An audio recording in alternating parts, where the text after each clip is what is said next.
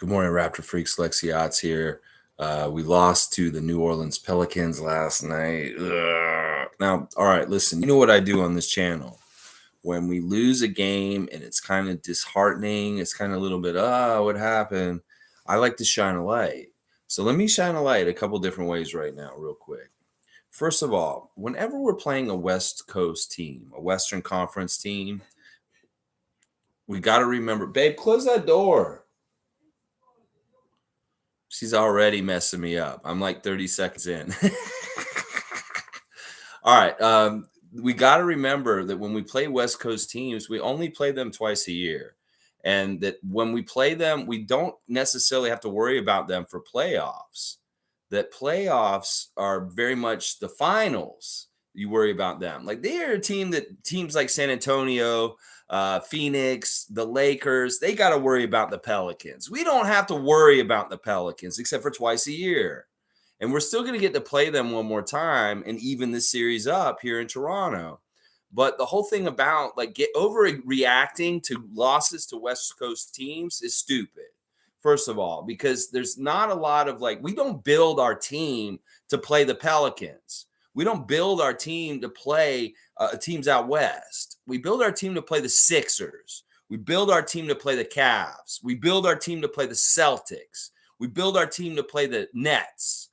That's what we have to keep in mind right now. Now, Zion, I had no idea that he had that combination of quickness and size and strength and just leaping ability all at once. There was nothing we could do to him last night. OG was complete fail at his plumbing company last night. And I don't really blame him totally because this is a very interesting defensive assignment that I don't think hardly anybody can really take care of in this league. Like, seriously, I don't know how anybody guards Zion if he's on like that, and that is what he's going to do in the game. I don't understand how anybody can stop him because he's just a crazy, crazy amalgamation of size, speed, and hops. And it's crazy. It is absolutely crazy. He wanted that game last night. He basically went and took it. Now, at the beginning of the game, it looked like PASCAL was saying, okay, this is my game. Because he came out and scored our first 9 points. Looked absolutely unstoppable. But I don't know where he went after a while. Like he kind of disappeared and didn't keep a consistent aggressiveness throughout the whole entire game. And he ended up with, he got 12 points real quick, real early, but then he only got like another 11 points for the whole rest of the game after that for like the last 3 quarters. And that was a problem. Meanwhile, Zion, he had that really big part in the beginning where he kind of like dominated and established that he was going to be the big boy on the court. Then later on, when we got that closeness with the 11 points, we were behind in the fourth, making that surge back that was led by Delano Banton, by the way. He came out there and he was the spark plug with Gary Trent Jr.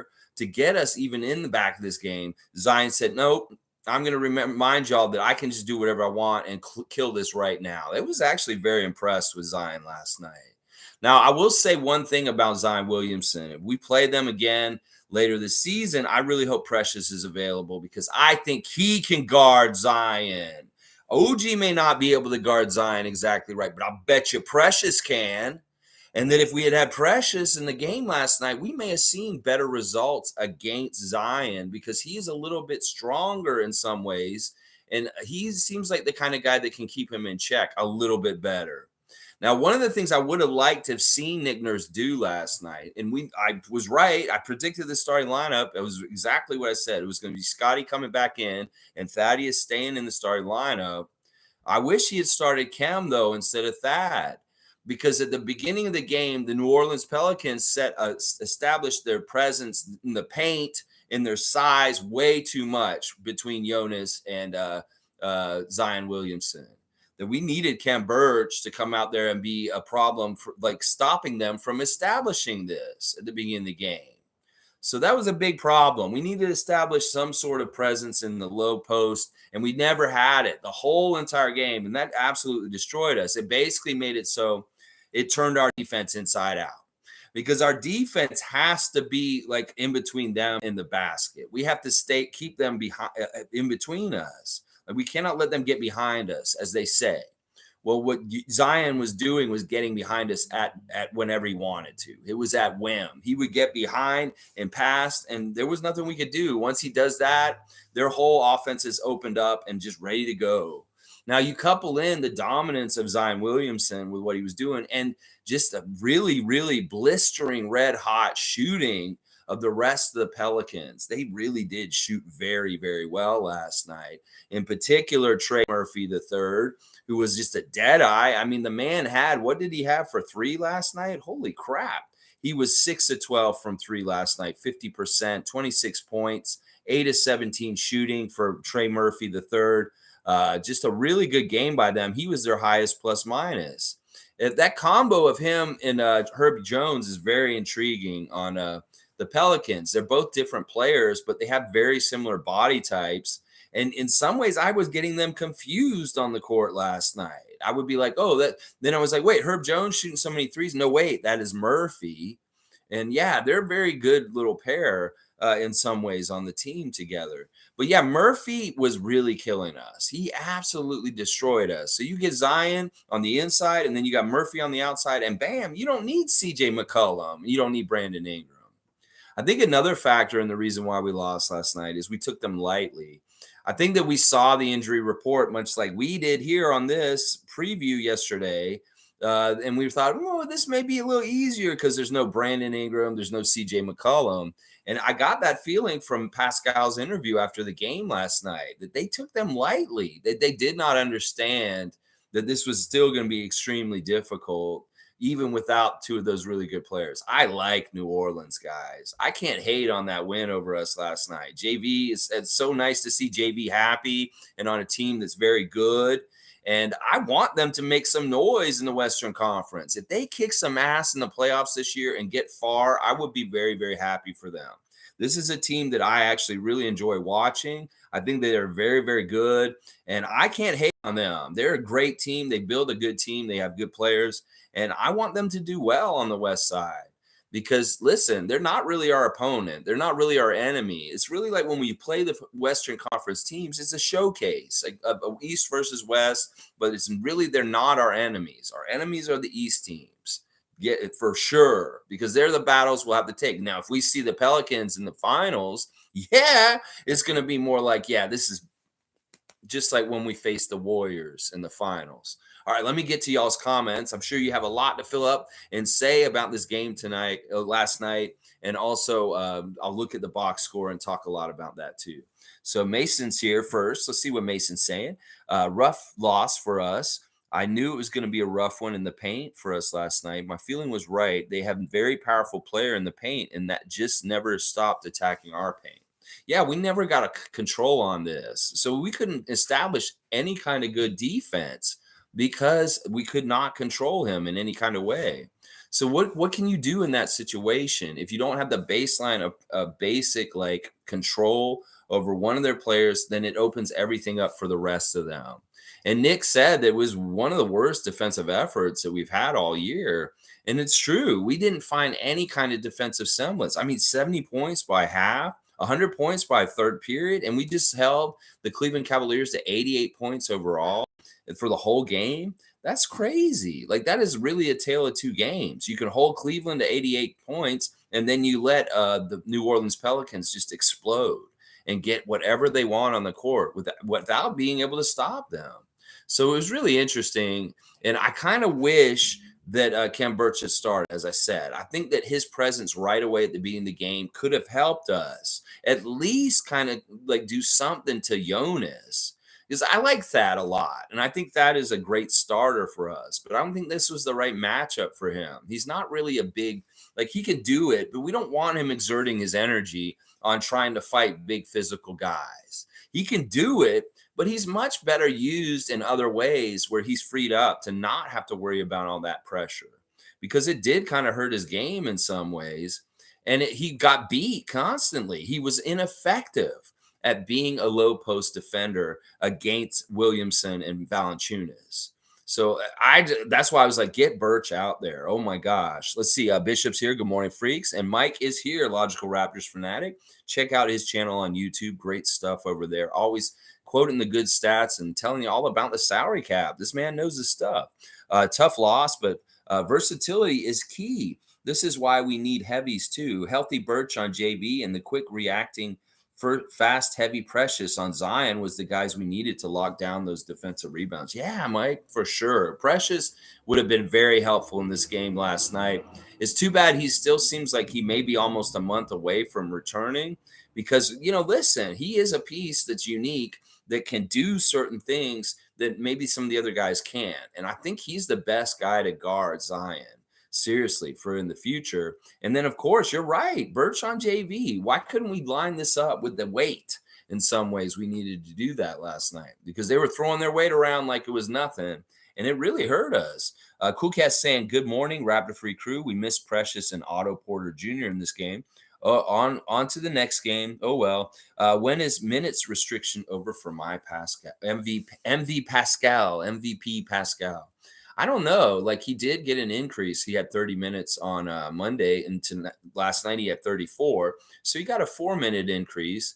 I don't even know if it's the minutes increase or the minutes for him. Like, he really disappeared for a little while there. I know that PASCAL in the past has noticed that when we don't do well and he's not there for the whole game, he says stuff like, well, I need to be more aggressive throughout the whole entire game.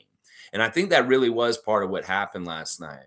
Is like, OG was trying to get started, but he was having trouble in certain ways. They were doing pretty good things against OG. He was 5'11", 12 points only. Like that's no good. We're not getting scoring from anybody. We had 3 Raptors that were in double digits last night in a shootout, and that's not enough. Thank God for Gary Trent. Gary coming off the bench, 33 minutes, 12 of 20, 6 of 11 from 3, 35 points. And that is one of the highest scoring outputs by a Raptor off the bench ever, behind Lou Williams and Daniel Marshall, who has the record. Now, this is the thing.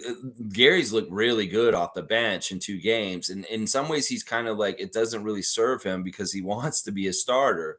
But in some ways also, it's like he said the right thing after the game. It's like, I don't care. I just got to play my game, do my best, and it'll all work out for me. That's the thing. Is exactly right. He can't control whether he's going to start or not, but he can control how well he plays on the game, whether he starts or not. And this is the thing. If he just plays well, it's all going to work out for him no matter what. Now, if Nick continues to want to bring him off the bench, I'm not going to be upset about that, and neither should Gary, because he should look at it as an opportunity, maybe in some ways easier opportunity, because of some of the things we said in the last couple of days. He gets to play against easier competition from the second unit of the other team. And that may be easier for him to shoot and get going on. There may be harder defenders in the starting lineup, and then maybe it's easier for him to get going and get his shots going. Now, the other thing is, look, he had a whole ton of minutes, and he ended up finishing the game. So once again, does it matter if he starts? I really love what Leo said on Raptors tonight after the Cleveland game. Who cares who starts? It's like some people make such a big deal out of this stupid kind of shit. It doesn't matter. The other things that matter are the W, maybe how many minutes you had over the whole entire game, or maybe that you were there on the court when it mattered at the end of the game and not necessarily the beginning. Because we really need to start thinking about starters for a team as the people who set the table for the game and establish things. And one of the things we needed to establish last night was a low post defensive presence. And that is Khem Birch. So in my mind, I was like, all right, Nick, if you want to have a matchup related starting lineup that's going to take care of what is needed on that given night, you maybe need to consider Khem Birch in the starting lineup again. And I don't care if you just play him for the first 5-6 minutes of the game and he doesn't play ever for the rest of the game.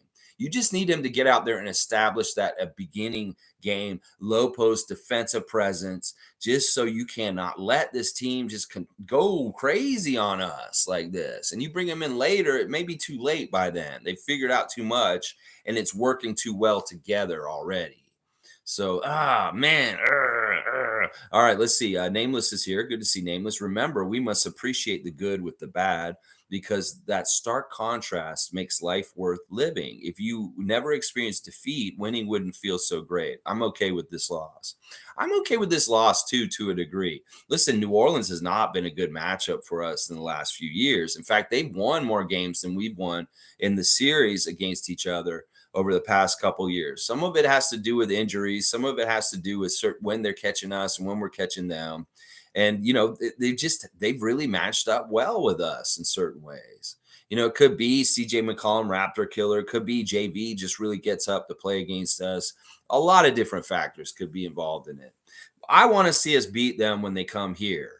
That this is the way we even this out. We lose the game last night. They held serve. Now, when they come to Toronto, we need to show that we can beat them, even if they get Ingram and McCollum back by then. It may be more impressive that we beat all of them when they're all together and fully healthy. So I want to take that challenge when New Orleans comes to Toronto later this season. Hopefully we can even the season series. And once again, let's not overreact to a loss to a very good Western Conference team that's on their way up. And we won't have to play in again, other than here at home one more time, or maybe in the finals at any point. And then we'll really worry about like having to match up with them in the ways that we have to with Zion. Because, yeah, he is a problem. He is very much a problem for Western Conference teams. And, yeah, he's very good. And you know what? I have to little bit do what Shaq says. I have to apologize. I wasn't familiar with your game and who you are. I have to do that because last year I sullied him. I said, this man's overweight. This man doesn't seem like he cares. This man he's not even there because he's hurt. He's like away from the team in the middle of the season last year. And I was saying, like, I don't know if this dude's going to be any good because of that. Well, I was wrong. This dude is very much a force in the NBA, and he's a problem. In fact, he's the closest thing to LeBron James' kind of strength and size and speed problem that we have in this league after LeBron James. And yeah, that's the kind of stuff I was looking at. I was like, holy crap, I didn't realize he'd do that or do that. I didn't know. I wasn't familiar. So I have to give him the Shaq apology. Yeah, I have to apologize. I wasn't familiar with your game. All right, let's keep going. Mike is saying also 2 heavy center types that can play together. OG is an IQ position guy, which is an elite, but Precious is like a faster, more athletic guy, able to handle Zion types, UC and go openings versus IQ vision. Yeah, I think Precious is the right matchup for Zion. That it's just we didn't have the correct personnel in this particular night. Because Precious is out right now. And Zion, not only that, Zion was also feeling it last night. Like he had extra gumption. You could listen to the feed from the other team, New Orleans, and they're saying, yeah, he's really feeling it tonight. So this isn't normal, like kind of energy from Zion. He was really up for the game and on a high level of playing for him. Like he misses a lot of shots. Him coming out and shooting so well last night was really like good. Like he made his first 5 shots. He ended up at the end of the night 12 of 15, 33 points. He did get to the free throw line a lot. 10 rebounds, 5 assists, 4 steals, 2 blocks. Just very dominant game by him. And the referees were definitely treating him like a golden boy. The referees were awful. I feel so bad talking nicely about them yesterday. Kevin Cutler, fuck you, is just what I'm going to say right now. There's a problem when the ref is bigger than Zion Williamson, and he's picking on our littlest guy, Fred VanVleet. That's fucked up. And the way that Fred got thrown from the game was absolutely fucked up. And the way that we were not getting good calls the whole night, whether it was even PASCAL wasn't getting respect. Like he's established a certain level of respect at this point, Ben Taylor and Kevin Cutler and Andy Nagy, and you were not giving him any respect. Regardless, forget about OG even getting any respect with you guys. But definitely, you guys were awful in some ways. Koloko got a clean block, and you guys called a foul. Yeah, I really want the Raptors to get more respect from referees. And Ben Taylor, this is 2 games in a row we've lost that you refereed. I say that you're a good ref for us, but it's not recently you're not. We've lost 2 games where you've been the head ref for us. And I don't like what happened last night. It was very one-sided, and it was very fucked up. And it was treating Zion like a golden boy and giving no respect at all for our guys. That whole take foul thing with PASCAL, where there was confusion, and then they told Nick he couldn't even challenge that call. That was fucked up in itself, too. Like, if you're going to have challenge calls, they should be able to challenge whatever the fuck the call is on the court. There's no call that should be like, this is an unchallengeable call.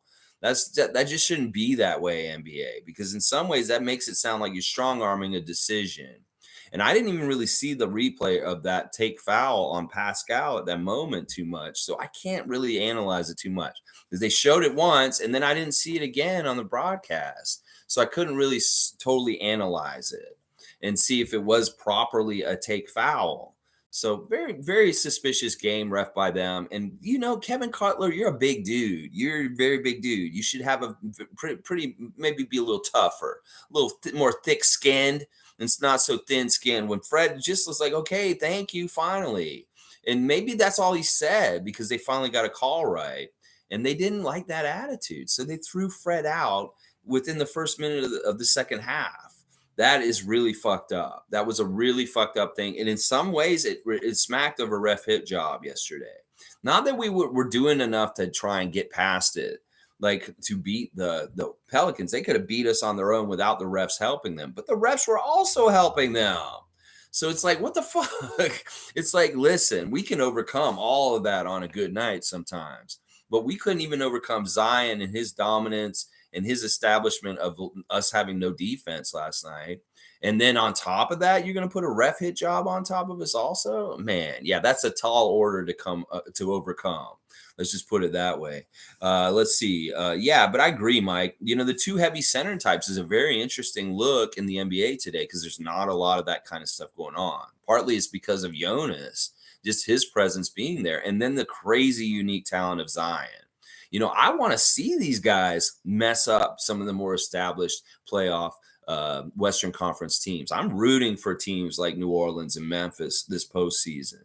I want them to mess people up. I want them to mess up Phoenix. I want them to mess up Golden State. I want them to mess up Dallas. And if Kawhi's not healthy, I want them to mess up the Clippers too. Because I like those two young cores and teams. I like Memphis and I like New Orleans. So in some ways, I can't hate about what happened last night. I really can't. So, all right, let's see. Bishop saying me too. And let's see what all right, good. I like to see how much you guys have filled it up. We will get to every comment.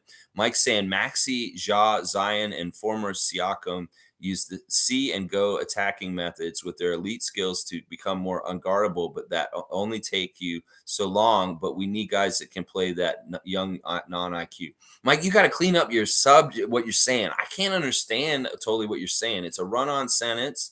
Put some periods in there and use grammar. Come on, Mike, proofread and make sure that it makes sense when you write it. I can't make sense of what you said there. You're talking about a bunch of people and then this. I need periods, Mike. Periods, punctuation. Come on now. Cool Cat saying Pelicans play the type of ball we play, and they are lengthy and athletic as well. Our young players should review this game for lessons learned. Yeah, they out-Raptored us. They Raptored the Raptors. This is really kind of a battle every game that the Raptors play. You got to out-Raptor the other team. And if they play our game against us and they do it better, then we get out-Raptored. And that's really what happened last night. They out-Raptored us. They had a better defensive plan in some ways. And they did a better job of executing on their offense where we couldn't stop them. We lost so many battles in the game last night. We lost the points in the paint, which I knew was going to be a very important battle in this game. We lost the points in paint 62-54. They called 5 more fouls on us than the other team, and that did really matter. The 3 technicals mattered. And Nick, I thought he was going to get thrown out by the end of the game just because he was so frustrated with those refs. They were really bad. And I apologize for even talking nicely about them or even wanting to send them DoorDash yesterday. Oh, my gosh. Now, they had more turnovers than us, but we still couldn't capitalize off them like we should have. They had I love that we got 29 assists. And that's great because we were moving the ball around, but that was actually nice. And 12 steals to their 10 steals, 7 blocks for us, 4 blocks to them. So we kind of beat them in the defensive hustle stats. But the place that we really got destroyed was rebounds. 52 rebounds for the New Orleans Pelicans and 30 rebounds for us. They had 12 offensive rebounds. And how many offensive rebounds did we have for this game? 3.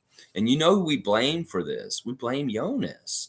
Jonas is one of the best defensive centers in the NBA. He really, really is. This is what he did for us when he played for us for almost a decade. He swallowed up and made sure that the defensive possession ended by securing the ball off of the backboard. And he's doing that for the Pelicans now, and he did it masterfully last night. Jonas Valanciunas is very much a big reason why we got 3 offensive rebounds last night. That if there were shots going up, he was boxing everybody out. In fact, that may be the thing they did the best last night was box people out. They boxed all our guys out. They neutralized Chris Boucher. None of our guys could crash the boards or do anything. Is really Pascal got a couple of those offensive rebounds off of his own shot, just being up close to the basket and being right there. But otherwise, nobody was being able to crash the boards. And I blame Valanciunas for this, that he really does dedicate himself to defensive rebounding. And defensive rebounding negates offensive rebounding. So if you have a really good defensive rebounder like Jonas Valanciunas, that was a huge key to the game right there. I mean, 3 offensive rebounds for the Raptors. When's the last time that happened? That doesn't happen very often. Now, we shot really poorly at the free throw line also. They got 7 more attempts, more chances at the free throw line, golden boy Zion stuff. And they shot 85% at the free throw line. We shot 68%. And they were ugly free throw misses. But once again, we can't really blame that. You know, all these little things could have added up and made it closer for us to try and steal the game by the end of the game. But it's too little too late and too much stacked against us in certain ways, whether it's us missing free throws that we should really helped us try and get back into things. Now, 3-point shooting, awful, 29% for 3. Really, Gary was the only one who looked really good from 3-point range for us. Meanwhile, they shot 42%, and they got a +9 point differential by making 3 more than us. And then they shot 52%. They were scorching. We didn't agitate their shots enough. And the fact that they shot so well all game, they were shooting around 60 for the first half, and then boom, down to like 55 by the end of the game. Yeah, that's way too high a shooting percentage. And, you know, in some ways, it's like you got to look at the Cleveland game like, well, was Cleveland just really off and we played good defense then? But it was like, which one was it? Now this team that played really good, shot really well, and we didn't play good defense, we see what happens, the difference. So it's really, really, it's so frustrating. Nameless is saying this loss keeps our team honest, allows Coach Nurse's message to stick, so his voice never falls on deaf ears. Yeah, it's another learning game. We learned about Zion. We learned that we need to get those offensive rebounds to be successful, and we don't out-rebound or get even close in the rebound battle, we will get blown out.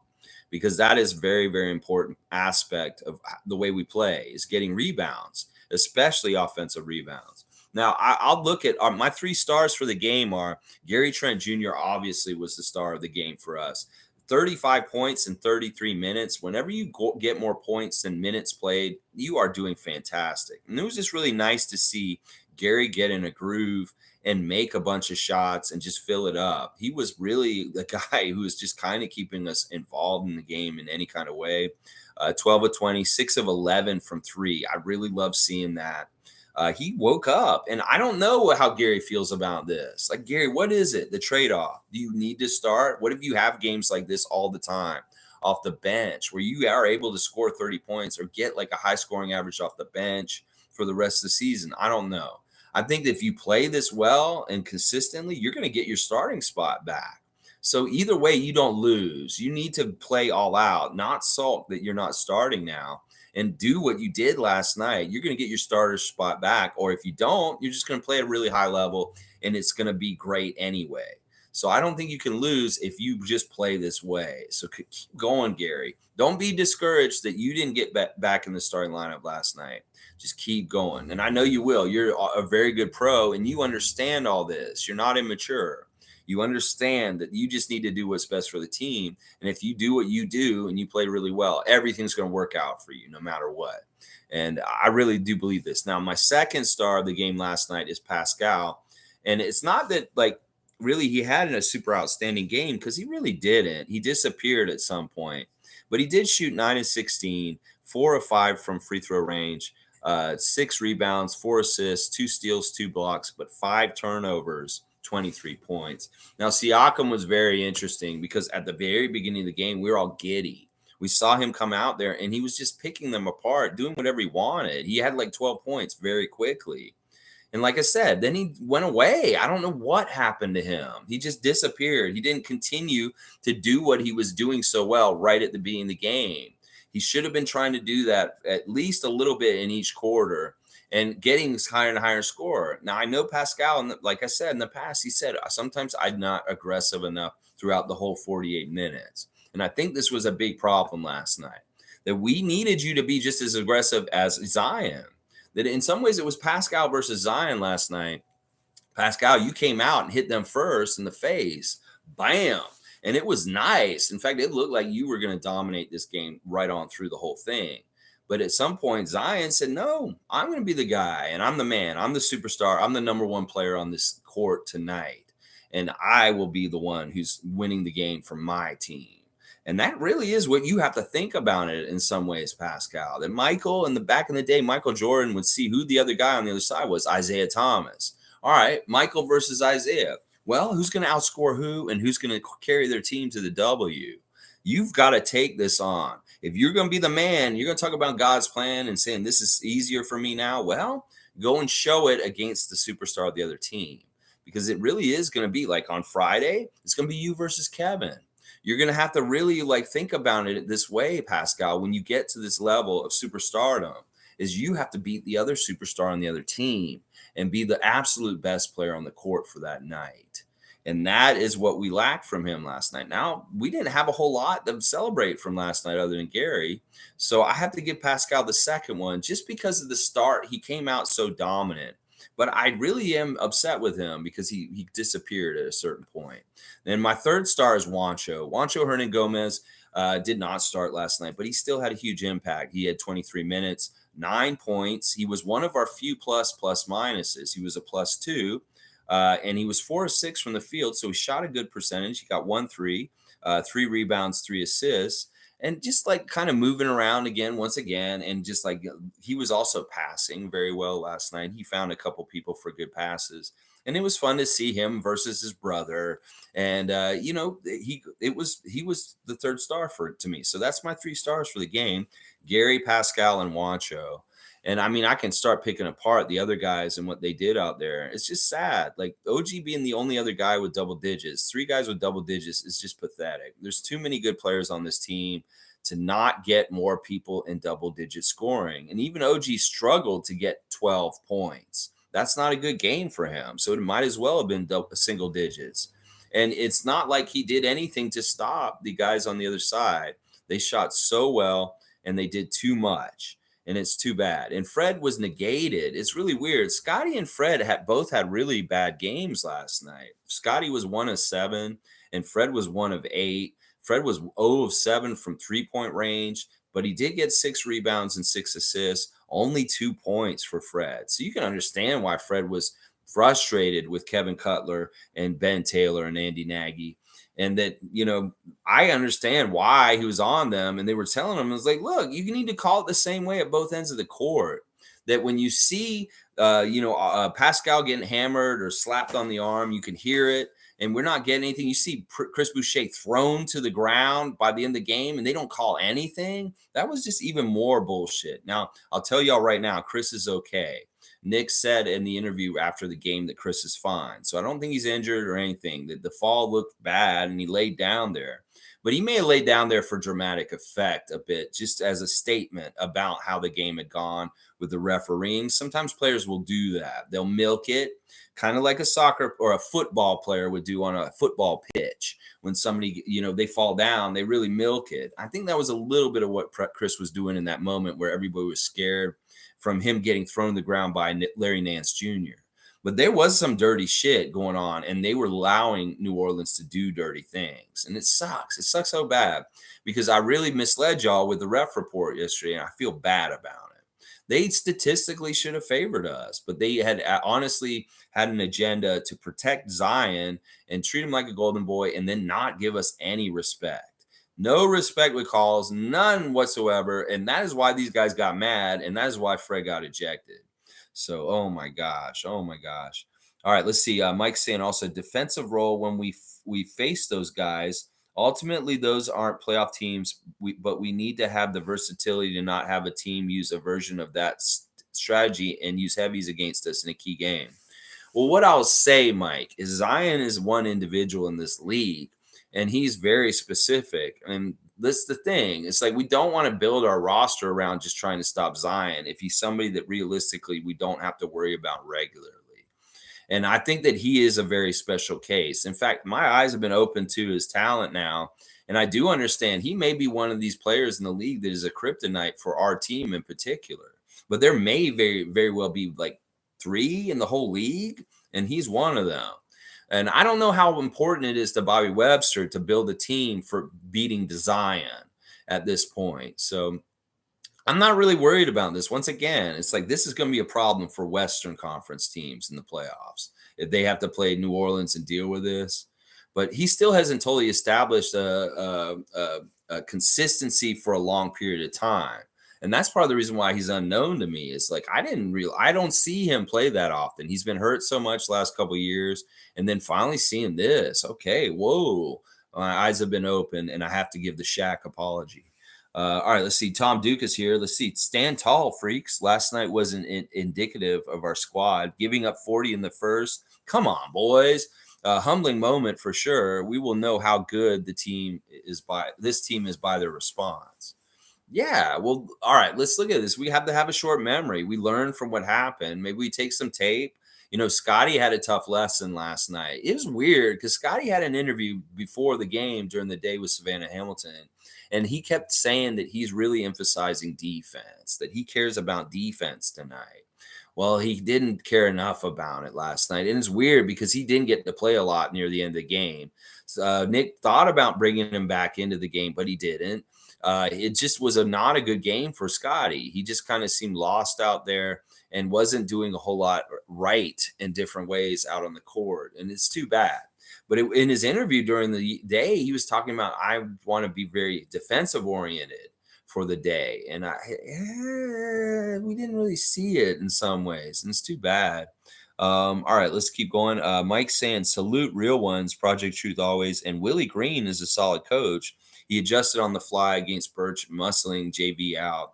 So he posted JV on the arc and threw the ball into Zion with no heavy in. Yeah, he did a really good job coaching and adjusting for sure, Mike. And yeah, you caught that too. Yeah, I don't know. That's part of why we needed to have Birch out there at the beginning. Because for them to establish their three-point shooting and do so well offensively, they need to attack us down low and establish the paint first. And we allowed them to do that. That's the whole key to why I say we should start Khem, is because he's the one who can keep them out of the paint and establish that paint battle at the beginning. And it really helps with the ref calls. It helps with all kinds of other things. It may not be the most glamorous person to start, but he really does so many important things as far as what I'm talking about right now. And that we could have used him in the starting lineup last night. I really wish he had started him against Valanciunas, because you need that beef to go up against that beef. And we didn't do that. We did not do that. Sue's here. Good morning, everyone. Tough loss, but we'll bounce back. Yeah, we forget about this. And now we have Brooklyn on Friday night. Kevin Durant and Kyrie Irving. No Ben Simmons. He's already been ruled out for the game on Friday because he's hurt this week. And we've lost both games against Brooklyn so far this year. We're going into Brooklyn to play them. So this is a tall order, but this is also the kind of game where we lose to New Orleans. We feel kind of shitty and we want to feel good. So we overachieve and we kick Brooklyn's ass in Brooklyn on Friday night. This is what I'm hoping will happen, is that we're really pissed off about how we lost last night and we take it out on the Nets on their home court on Friday night. And hopefully that is what happens. We'll have to see. Alex is here. Good to see Alex. Until they learn how to make wide open shots, these games will be a common thing. Yeah, it's not that they haven't learned how to do it. It's just, and this is something Nick talked a lot about on Sunday at the coach's open house. This team really does make an emphasis on shooting.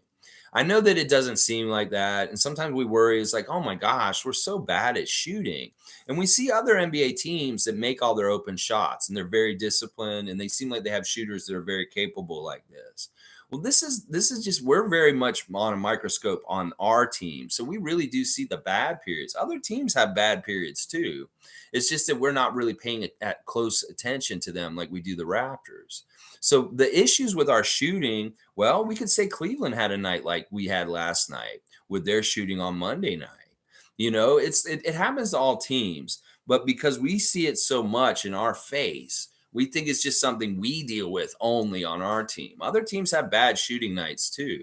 And last night really was that. Now, I hate seeing open shots missed. You see a guy, he's wide open. OG, you're going to make that. And then boom, he doesn't make it. Or Gary shoots something short or something like that. It's very frustrating.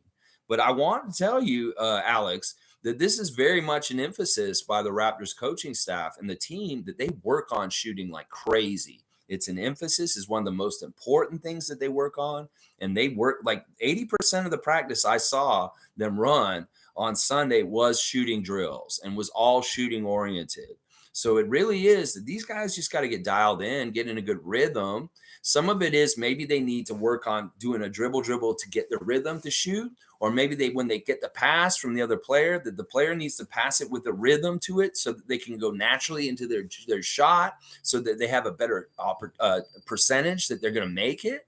Because that's a lot of it is this rhythm, getting your rhythm in your body yourself. Like Gary hasn't had a good rhythm in his body. That's why he struggled, but he had a good rhythm last night. And then when the guys are passing between each other, you can't pass it to somebody's knees and they have to dig it up and bring it up and shoot it. You want to pass it to right where they like to catch it. So it's the easiest for them to just shoot it up and put it in. And those are a couple of things that are happening right now that aren't helpful. Is that guys that are passing to the shooter are not throwing it very accurately, and they're going to have to catch it either low. Like Wancho got it thrown to his ankles at one point by Scottie last night. I'm like, what the fuck is this? You want to pass the ball to the guys so they have the best opportunity to succeed. And we're not doing that. Some of our passes are very hard to catch, and they have to collect them. And then by the time they get the ball in their hand and collect it, the defender's on them already. So I want them to work on how they pass to each other and really find out where that way they like to get the pass so that they'll have the most success going into their shot. So there's the two things. Yeah, making the open shots is huge. And they really do need to do that. It may be part of the season we miss open shots, but we're making all of them in the second half of the season. Sometimes it's weird like that. It's like you shoot 45%, 50% for the season.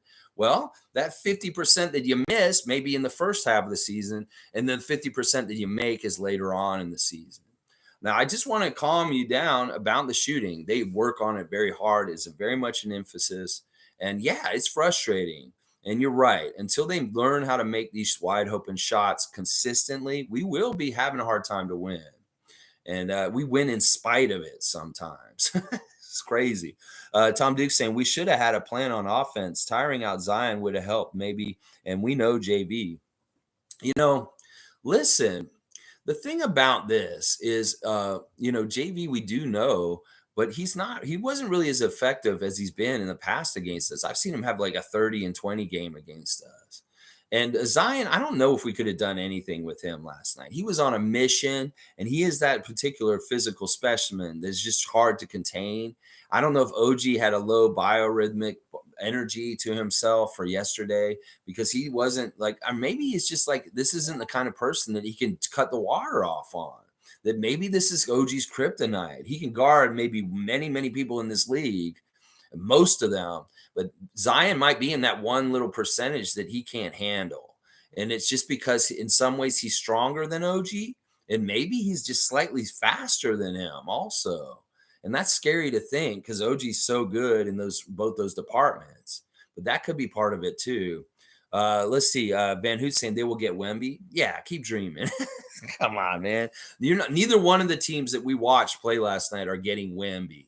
But they may. Oh, yeah, that's right. Wemby may be on their team because of the Lakers. That's right. I now realize what you're saying, Van Hoot. Yes, the Lakers, if they get Wemby, it goes directly to the Pelicans because of the Anthony Davis deal. Okay, yeah. Figured it out winter style. Yeah, if they get Wemby, that's a travesty. That is just insane. Wemby next to Zion, forget about it. Forget about it. Although in some ways, sometimes when you have that much, sometimes in some weird ways, it will never work. So I don't know. I think the Lakers need to do better than being last. And they specifically need to do well enough just to avoid the Pelicans getting Wemby. And if they do so shitty and fail that bad, and the Victor is on the New Orleans Pelicans next year, fuck you, Lakers, you fucking idiots. That you can't fucking do that just good enough to avoid giving the Pelicans Wemby. You fucking idiots, you losers. Oh my gosh, the Lakers suck if that happens. If Victor is in a Pelicans uniform next year, fuck you, Lakers. You did such a disservice to the rest of the league, you dumpster fire stupid asses. That's what I'll be saying. But yeah, that would be crazy to see the physical gifts of Wemby and Zion on the same lineup would just not be fair. It just would not be fair. Let's see. Monique saying, good morning, better days. Go Raptors. Pray for Chris. Well, initially, Monique, they're saying that he's fine. That they asked Nick immediately after the game in the interview, and he said he's fine. So he saw him. He looked at him, and he just had to go to the back. He probably looked at him a little bit, but I think Chris is okay. So we shouldn't worry about him. Now, I may be wrong, and all of a sudden I see him in the injury report for tomorrow, but hopefully that's not true. But an initial report from Nick Nurse after the game was that Chris is fine, and that wasn't as bad as it looked. Click saying it wasn't our offense, it was our defense. So many times in transition, our defense was bad, and they would be wide open threes. Yeah, they didn't have it right. They weren't dialed in. But you realize the reason why our defense was so bad was because they were getting behind our defense at the will of Zion. That Zion could either muscle or use speed to go around. He was going around our guys, which was crazy. Like, I can understand this muscling. But when he's going right around them with speed and getting and attacking the rim, we can't do anything. And it really is an underrated aspect of his game that he's such a good passer, that he draws a lot of attention, and boom, he's dumping it off to Jonas, and he's got an easy dunk right underneath the basket. So he was getting behind our defense, and that destroyed our defense and made it absolutely ineffective. That Zion could go right around it and get in between us and the basket. That's the whole key to the Raptors defense, is we have to seal them out. And we can't let them get behind us and get to the basket. We have to stay in between them. That's the only way our defense will work. And Zion busted it open over and over again last night. G saying, Pelicans had a good game plan and executed well. Some people, as usual, overreacting, asking to blow the team up. Shaking my head. Even the chip year, that team had blowout losses, even the playoffs. Yeah, once again, we talk about during the 82-game schedule, there's going to be 10 games that you can absolutely not lose, and there's going to be 10 games where you can absolutely not win, and then there's the battle in between of all the middle games. And this may have been one of those games, much like Oklahoma City earlier this year already, where we just are not going to win tonight because the settings just aren't right and everything's just bad. The other team's just shooting the lights out, and we have a flat defensive energy. That's really hard to overcome. Now, anybody who's chicken littling today and saying we need to blow up, y'all sound like Cleveland fan after we beat them on Monday night. Just as stupid, because like they want to fire JB Bickerstaff after Monday night. That's crazy. That's a good Cleveland team, and Cleveland fans are just out of pocket. Well, Raptor fans, if you're saying we need to blow up our team because of what happened last night, y'all are crazy too. And you're overreacting just as badly as those Cleveland fans were after we beat their ass on Monday night. Yeah, whatever. People are so like in the moment feeling. You don't understand. Like there's ups and downs, and that this is a very good team and a high level talent. Zion Williamson. Mike saying Daniels looked like Hayes, laughing my fucking ass off. I get them confused. I wanted to see Hayes versus KO. All right, yeah, Daniels, the rookie, looked very good last night. He's from Australia. His name is Dyson, right? Dyson Daniels, 31 minutes, 6 of 9 shooting, 1 or 2 from the free three-point range, 8 rebounds, 9 assists, 1 steal, 14 points at a +6. That Daniels kid was very annoying. He was getting to the basket real easy, shot a really high percentage, and wow, he almost had a triple-double. Very interesting team for New Orleans. They've got a lot of great weapons. Trey Murphy the third, oh my gosh, the sharpshooting. Herb Jones really was a defensive presence in some ways. He was the one who was trying to guard PASCAL at the beginning, and there was a little bit of smack talk there. PASCAL was talking smack at the beginning, and Herb got mad and came down and hit a 3 in his face, and there was a little bit of back and forth at that point. Very, very interesting game. And then, of course, Garrett Temple's always a Raptor killer. He came in and did a couple things. Larry Nance is annoying. He's kind of a goon, very dirty player in some ways. And then, yeah, the Alvarado was fine. He didn't really do a whole lot, but he was out there just kind of directing things and doing good stuff. I really want to see him and Fred go at it more, but we never really got that last night.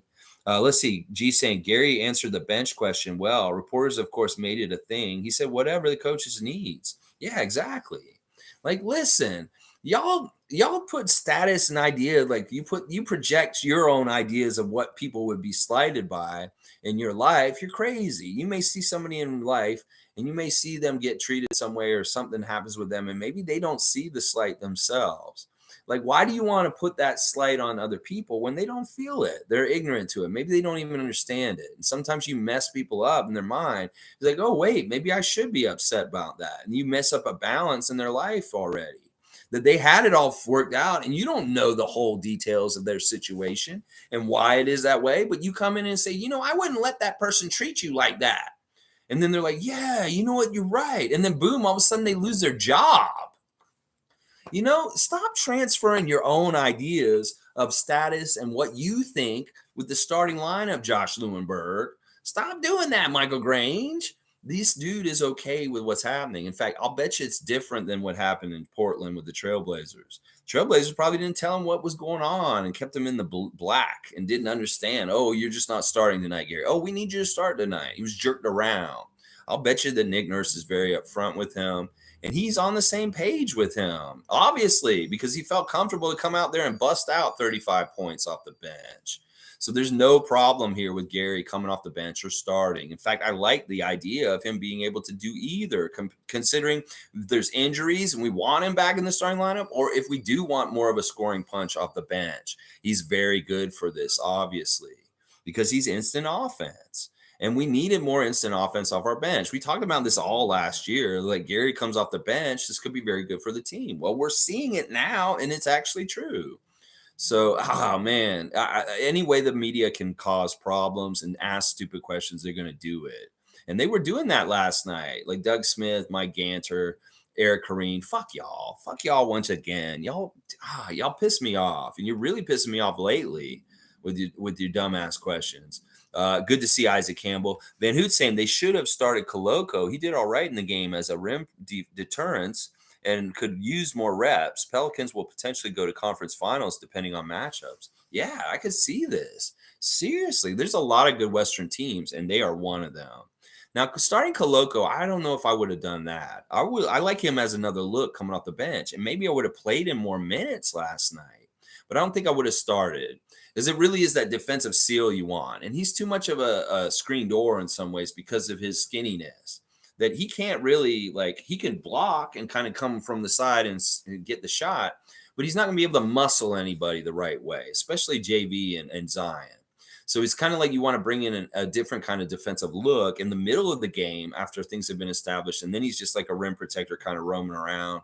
But in some ways, he can't really play center against a team like New Orleans. He might need to be like the power forward or small forward even, with two bigger, heavier guys out there kind of guarding Zion and JV. And he's like a roving blocker, that kind of defensive presence. Let's look at Koloko's stat line from last night real quick. He had 18 minutes. He was 3 of 3, which is fantastic. 2 rebounds, 2 blocks, and 6 points. Now, one of his blocks was taken as a foul. He should actually have 3 blocks, because that was definitely not a foul, that one call. He got all ball, and that was just some bullshit call by the refs once again, giving him a rookie call because he got a clean block on them, and they should have just called it a block. But they didn't want to do that for some reason. There were a lot of late whistles, bailing them out in stupid ways. There was a lot of missed calls on our end where we were not getting any respect. And fuck you referees also last night. I mean, I wish I could say I like you guys. I'm going to be watching Ben Taylor now, because this is 2 games in a row we've lost when he's been refereeing. And Kevin Cutler is an asshole. I actually don't like that guy at this point. That dude is so big. In fact, that guy is bigger than Zion Williamson. You see that referee stand next to Zion Williamson, and he's picking on the littlest guy on our team and throwing him out in the first minute of the second half. That's fucked up. Y'all did the Raptors raw and dirty last night, referees. And I ain't about that. That's so fucked up. Forgetful saying Barnes' deer in the headlights moments are a problem. Calling out Trent appears to have been the right tactic. Not sure it would work with Barnes because it's not clear he has the makeup to handle it. Now, the thing, Scottie had that one play where he threw the ball directly to Larry Nance and he got a dunk. Yeah, he had some rookie mistakes last night. He wasn't totally clean. He wasn't totally dialed in. I don't know. Scott's got weird energy these days. I think this whole starting controversy and a couple things, he's in his head a little bit right now. I think you need to get back to the basics, Scottie, and go back to your passion for the game and start from there. Start with the energy and the defensive stuff. Because in some ways, I don't think you're happy. Like I can tell your face that you're very like in pain, or like if you're injured, or just like something's bothering you mentally, something's not right in your world. There's something about Scott right now that isn't exactly right. And I don't know if it's the controversy of the starting stuff on Monday. I don't know if it's like because he got his starting job back last night. I don't know what it is. He's not exactly happy right now. It could be something in his personal life that we have no idea about that is really troubling him. It could be that he does have nagging injuries that he doesn't want anybody to know about. He's just being a trooper and playing through them. I have no idea, but Scottie's not right now. And last night, he really did seem like a deer in headlights at times. He was making rookie mistakes. And I don't know. Maybe he can snap out of it for Friday against Brooklyn and make a big good showing, because I know that he really did not like how he played last night, and he probably didn't like that he didn't play much in the second half, because he really didn't. Nick didn't go back to him after some mistakes early on. He was ineffective on defense. We really hoped maybe he could muscle up with Zion, but no, like he could have been one of those guys that could have been tough for Zion to get around, but he was not effective in any kind of way last night, whether it's offensively or defensively. And that's too bad. But I think this is just a bad game in the middle of a lot of games, and he'll be fine. It's just, I don't know what's up with him. He's not smiling the way he usually does. He's been really kind of like more in his head, I think, right now than usual. Let's see. Kenny's saying Zion's a beast, so big and strong, yet light on his feet. He's crazy as hops. He's crazy. He's not super tall. He really is a lot like Barkley. He's that combination of just really pure muscle and size with like hops. And it's deadly. Like he really did just decide in the fourth quarter, okay, the Raptors are coming up for us 11 points behind us now. All of a sudden, well, I'm just going to change this real quick. And he did it so dominantly that it was like, wow, you just have to respect that he said, okay, I'm making my mark. And that's what I'm saying. If it's a superstar versus superstar will of who will win, that's where PASCAL needs to step up and say, no, wait a second, Zion, you're doing these two moves. Well, I'm going to come back with 3 moves against to get us over by 2 points on top of that. Yo, you're going to do 4 moves. I'm going to do 5 moves that are going to go and make baskets and keep my team on top. Siakam, you have to think that way now. That you're Zion versus you, and your numbers are going to be compared to his at the end of the night, and which team wins, it matters. It matters. You're the leader. So Randolph Phillips is here, to our beloved Raptor Freaks, most informative gang. Blessings to help cheer us up after such a terrible loss. But our team would be better, and will be better, and get ready for the Nets. Go Raptors. Tomorrow preview, 9:30 a.m. Toronto Raptors at Brooklyn Nets, 3rd game of the season against them. They have beat us 2-0, so we do need to get some get back against them. Yes, thank you, Randolph, for your daily blessings. And yeah, it was a terrible loss, but in some ways it is a learning loss. It is also, there's stuff that we found out, and there's a lot of good tape for them to go check out and be like learning from, for sure.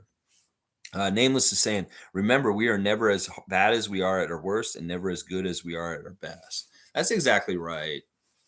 Exactly right. We can have an amazing game on Halloween against the Atlanta Hawks, but is that exactly just how incredibly good we are? Maybe not. But is this how bad we are? No. Neither way. So, Nameless, very wise words today. Thank you.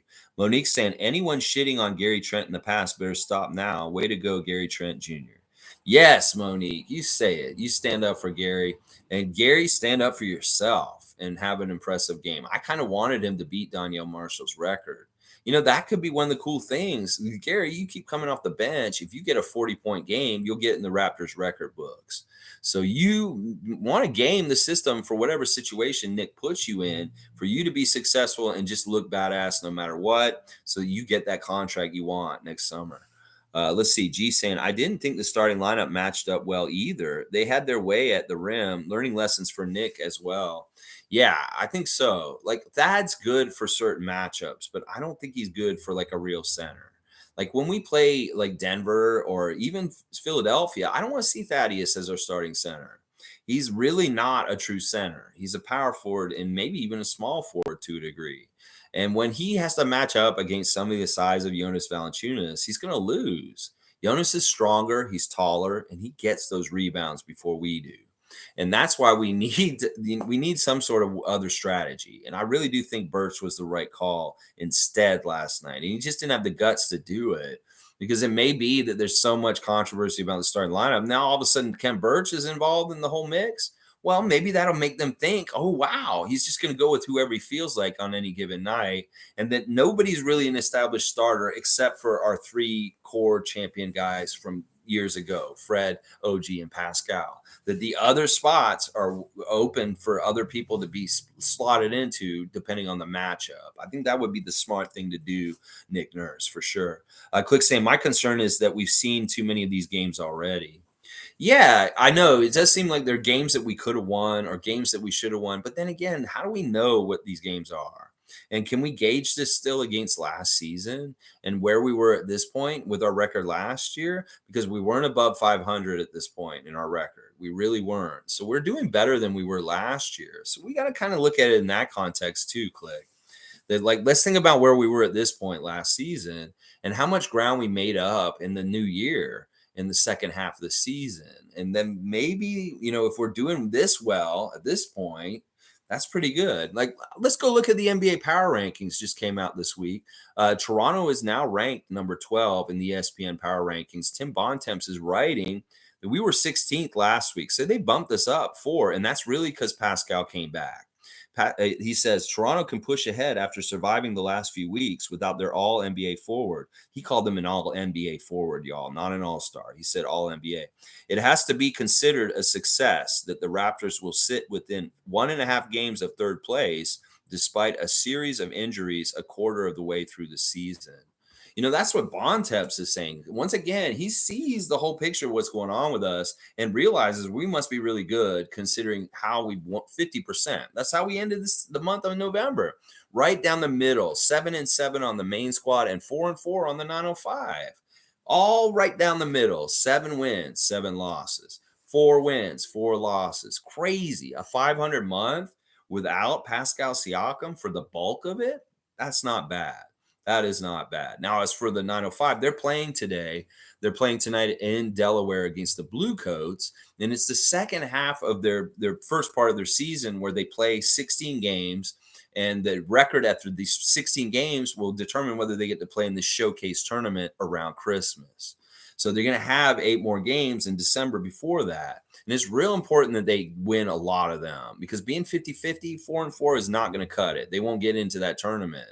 So they got to win 6 to 7 of these 8 games to be able to qualify to be in the showcase tournament for the money.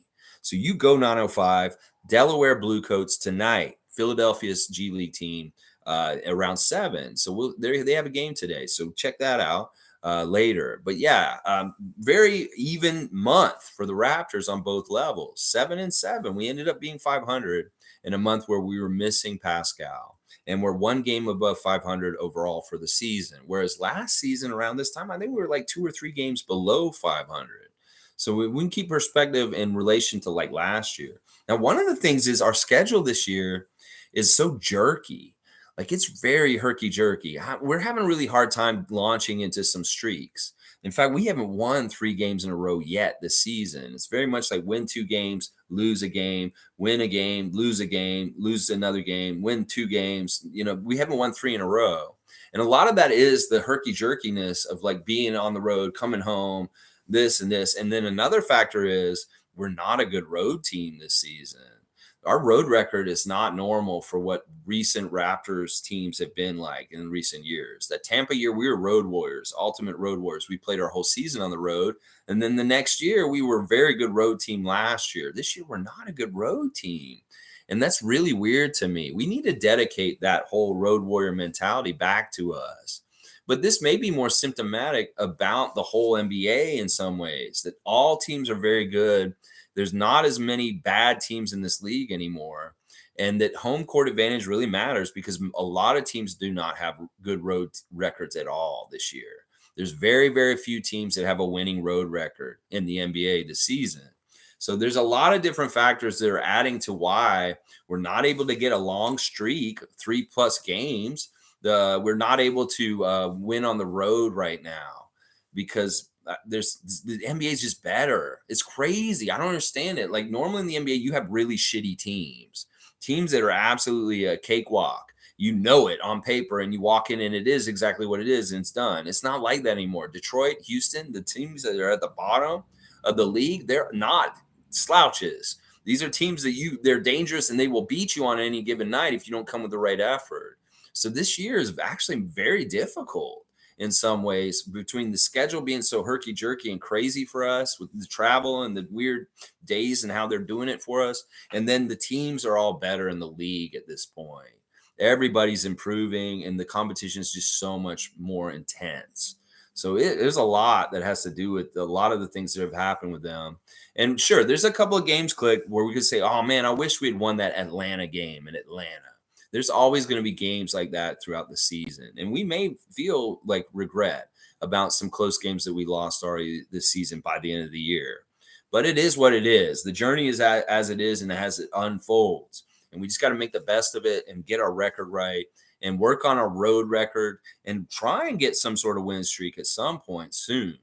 And hopefully there'll be a stretch where the games are a little bit more conducive for it. But it's just really hard because you're going to see a very quality, good team somewhere in there. And it's like, okay, you can take care of the business against the easy teams. And then you like really rise up and take care of the hard teams. And then you can get an 8-game win streak or something like that. But it's so hard to do in today's NBA. It really, really is because those really shitty teams are not really, really shitty anymore. All right, let's see. Mike is saying the Pels got physical, and we didn't match that. And the energy and the defensive communication wasn't crispy. A lot of back cuts and blow-bys with late rotation help. Yeah, they had a good scheme. Willie Green really did do a good job, Mike. You're right. And they're an up-and-coming team. I have a lot of respect for New Orleans after tonight. I know there's a lot of New Orleans fans that love the Raptors also. We have a weird kind of fan base, and they have a fan base that kind of bleeds over in each other. There's a lot of people that are Pelicans fans that really respect and like the Raptors. In fact, they'll tell you my favorite team is the Pelicans, but my second favorite team is the Raptors. It's like their West Coast team is their team, and then their East Coast team is us. And there's vice versa. There's a lot of Raptor fans that really love the Pelicans for different reasons. Maybe partly Jonas, and maybe just they like their makeup of their team, and they're fans of them also. So I don't really look at them as being very much our enemy. They're just a team we got to play twice a year, and let's see if we can beat them. G saying, I know Barnes may not like this, but imagine Barnes, Delano, Gary, Boucher insert center off the bench. This is what we were kind of talking about this week already, G. A new bench mob led by Scottie and Gary.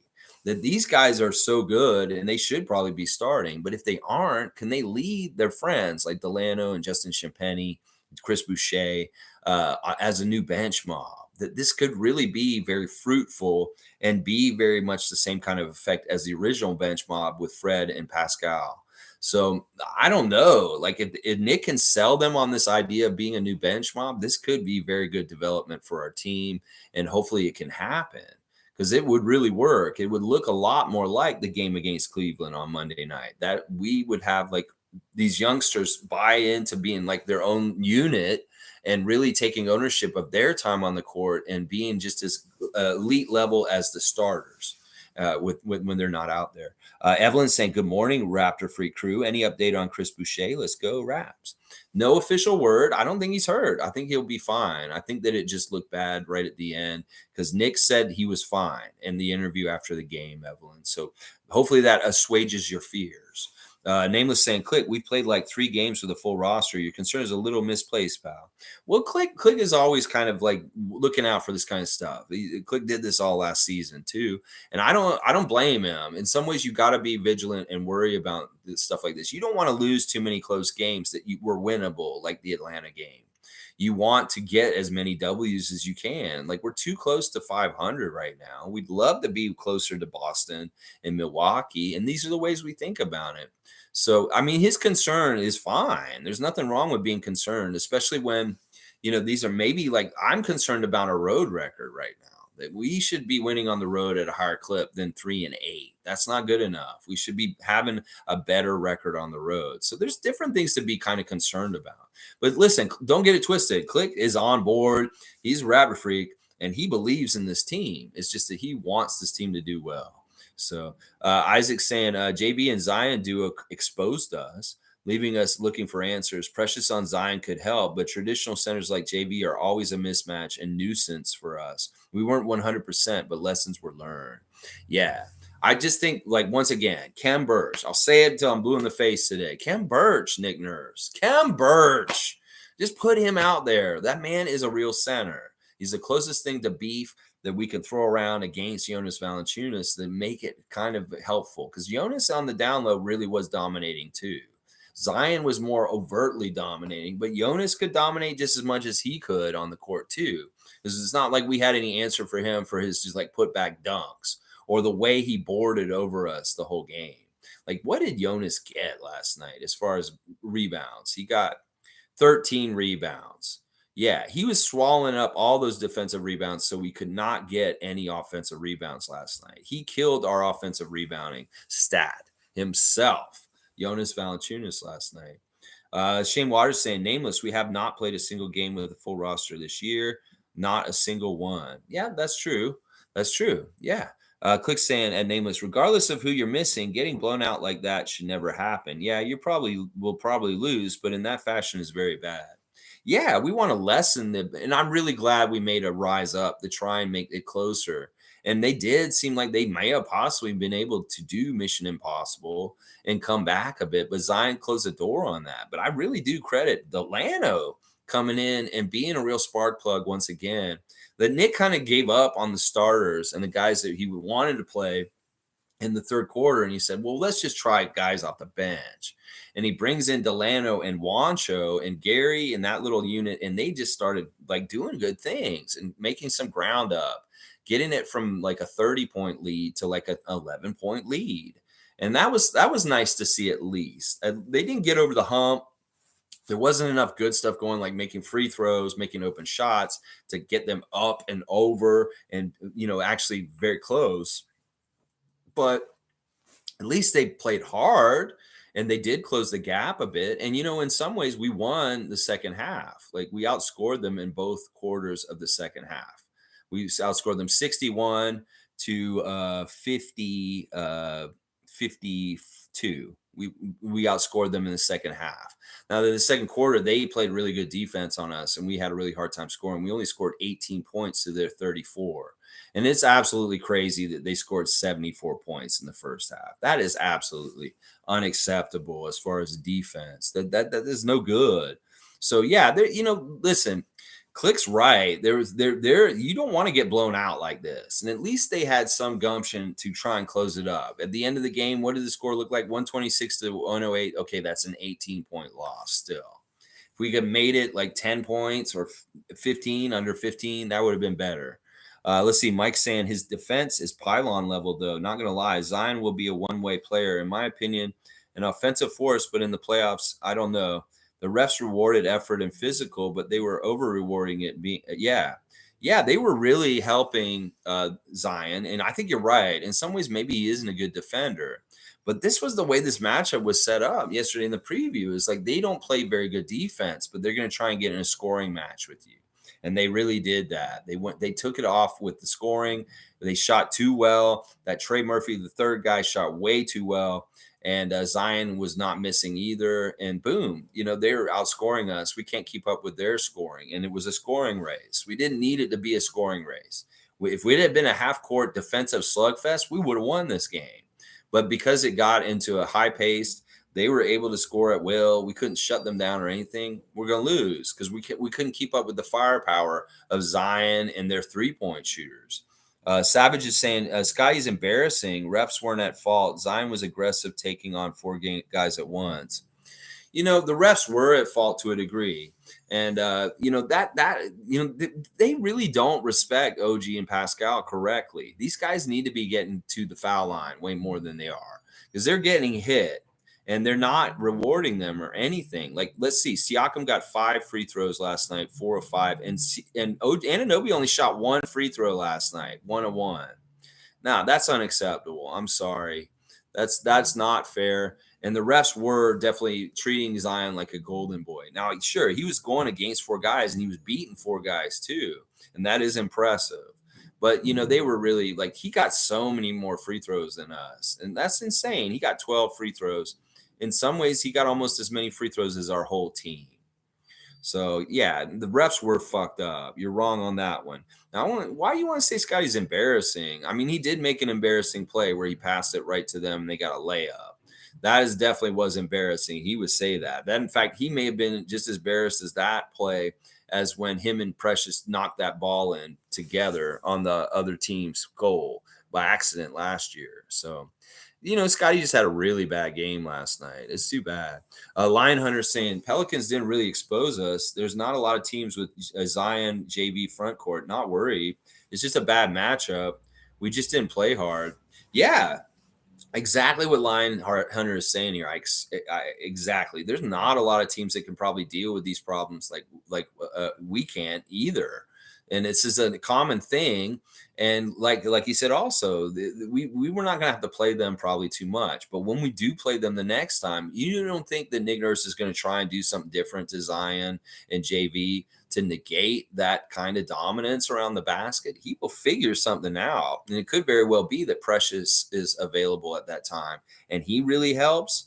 It could very well be that he does play Khem Birch in a more prominent role against New Orleans in the future, that he realizes, I'm going to need beef and I'm going to need strength. And we didn't have enough of it. All right, Toby's here. Bro, we were trash. I want to give credit to New Orleans. They were very, very good. And we did not play good defense, sure. That's fair to say about that. But we're not a trash team overall. We just had an off night, and we caught a team that was really up, and they were shooting really, really well. Like, when a team shoots that well and they're on fire, it's really hard to beat a team like that.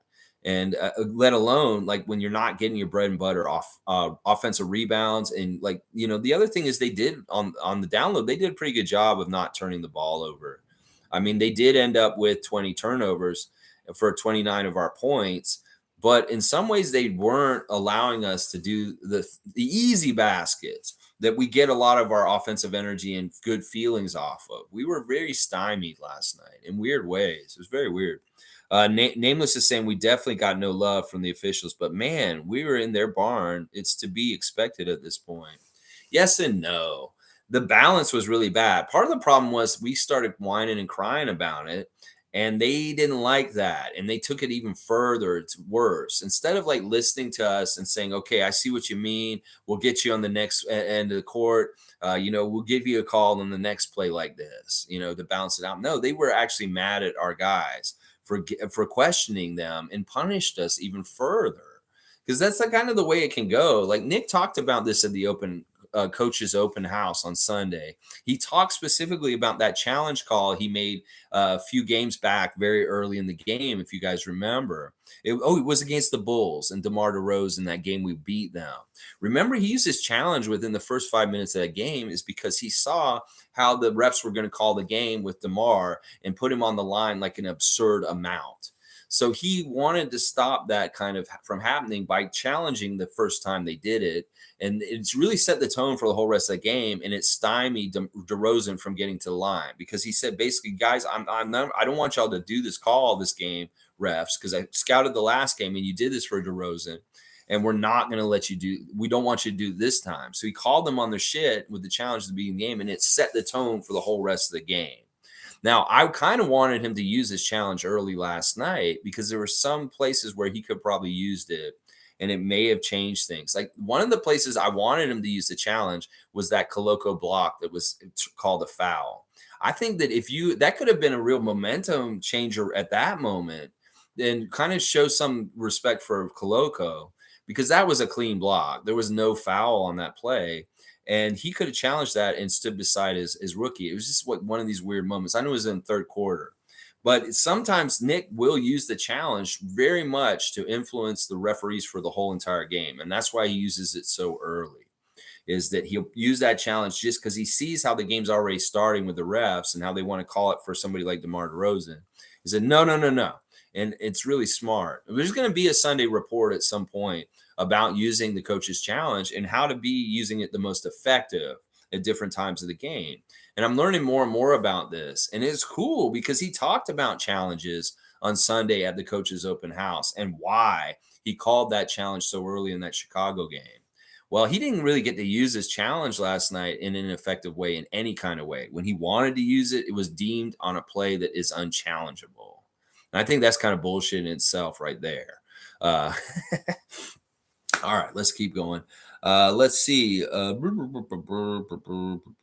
they're going to get a little bit of home cooking from the refs just from being in New Orleans. Now, how pathetic is it that the New Orleans arena is so empty with such a good team? Jack was calling them out on this too. It's like, look, there's a lot of markets in the NBA that would just love to have a talented team like New Orleans and support it.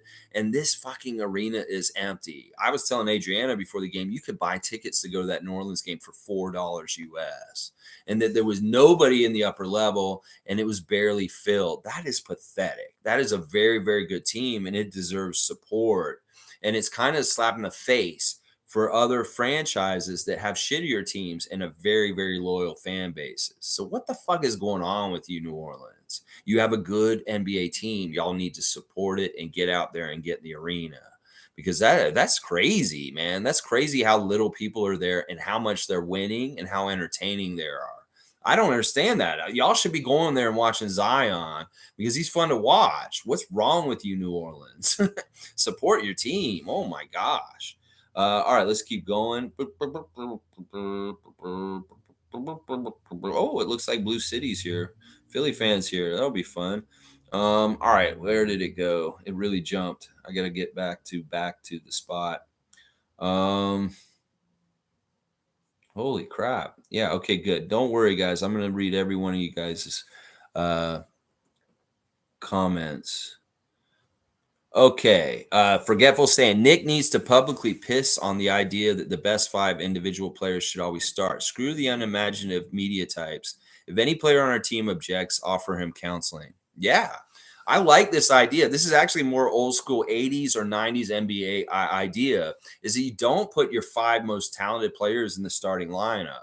You maybe have like 3 of your most talented, your 3 absolute most talented, and then you have 2 role players in your starting lineup. Like you have a center like Luke Longley or Will Perdue, and then you have Michael Jordan, Scottie Pippen, and Dennis Rodman, but then you have Ron Harper and a senior and Luke Longley as your other 2 starters. They're not your 2 next 2 best players. You got Tony Kukoc on the bench. You got other bench guys that are better players than Luke Longley and Ron Harper, but you have them start for specific reasons to establish things in the game.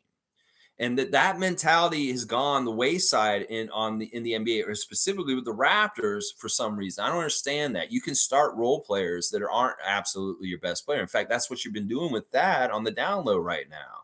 You're starting a role player in the starting lineup, and it's effective. And it fleshes out your whole team in a certain way. This is really smart. And I think you're right, Forgetful, that they need to forget about this whole idea about starting your 5 absolute best players and get a mix of role players into the starting lineup and then put some of your best players on the bench also. That's just smart. That's the way the Bulls did it with their 2 3-peats, is that they didn't start their 5 absolute best players. They had Michael, Scottie, and Dennis out there with Ron Harper and Luke Longley. And those guys are not in their top 5 best players.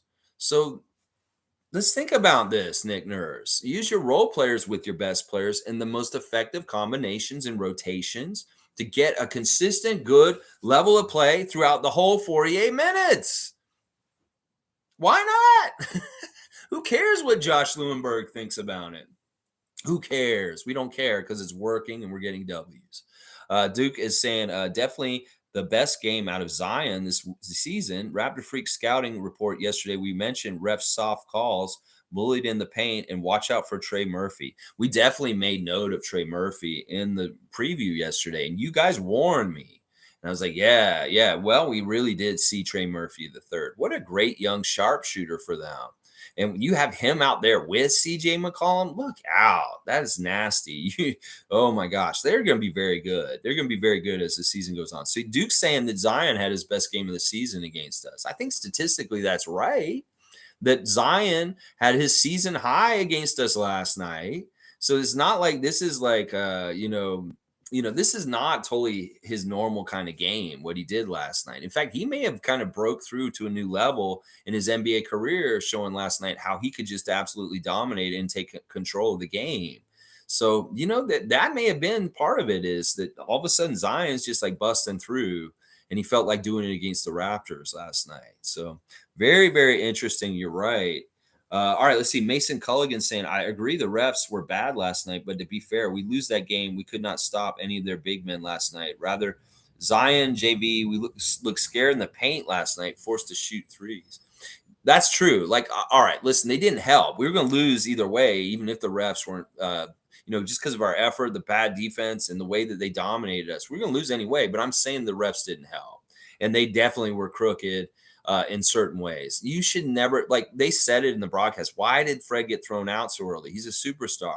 If they've in the past had this idea of like you protect people like LeBron James or Jason Tatum and you don't get them thrown out because they are an all-star or an important person for a team, well, Fred didn't get any of that kind of consideration in that moment with Kevin Cutler, and that's kind of fucked up. If that had been LeBron in that very same situation, I don't think he would have called the second tech and thrown LeBron James out in the first minute of the second half.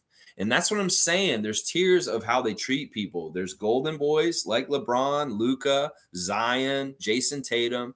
Then there's maybe all-stars that are kind of get the same, like a little bit of that kind of treatment, but not all the time. And then there's guys that are all-stars that are not really like, established all-stars year after year, like Fred. And then like there's different tiers of how the refs will treat people. And Fred really got a raw deal, missing the whole second half pretty much.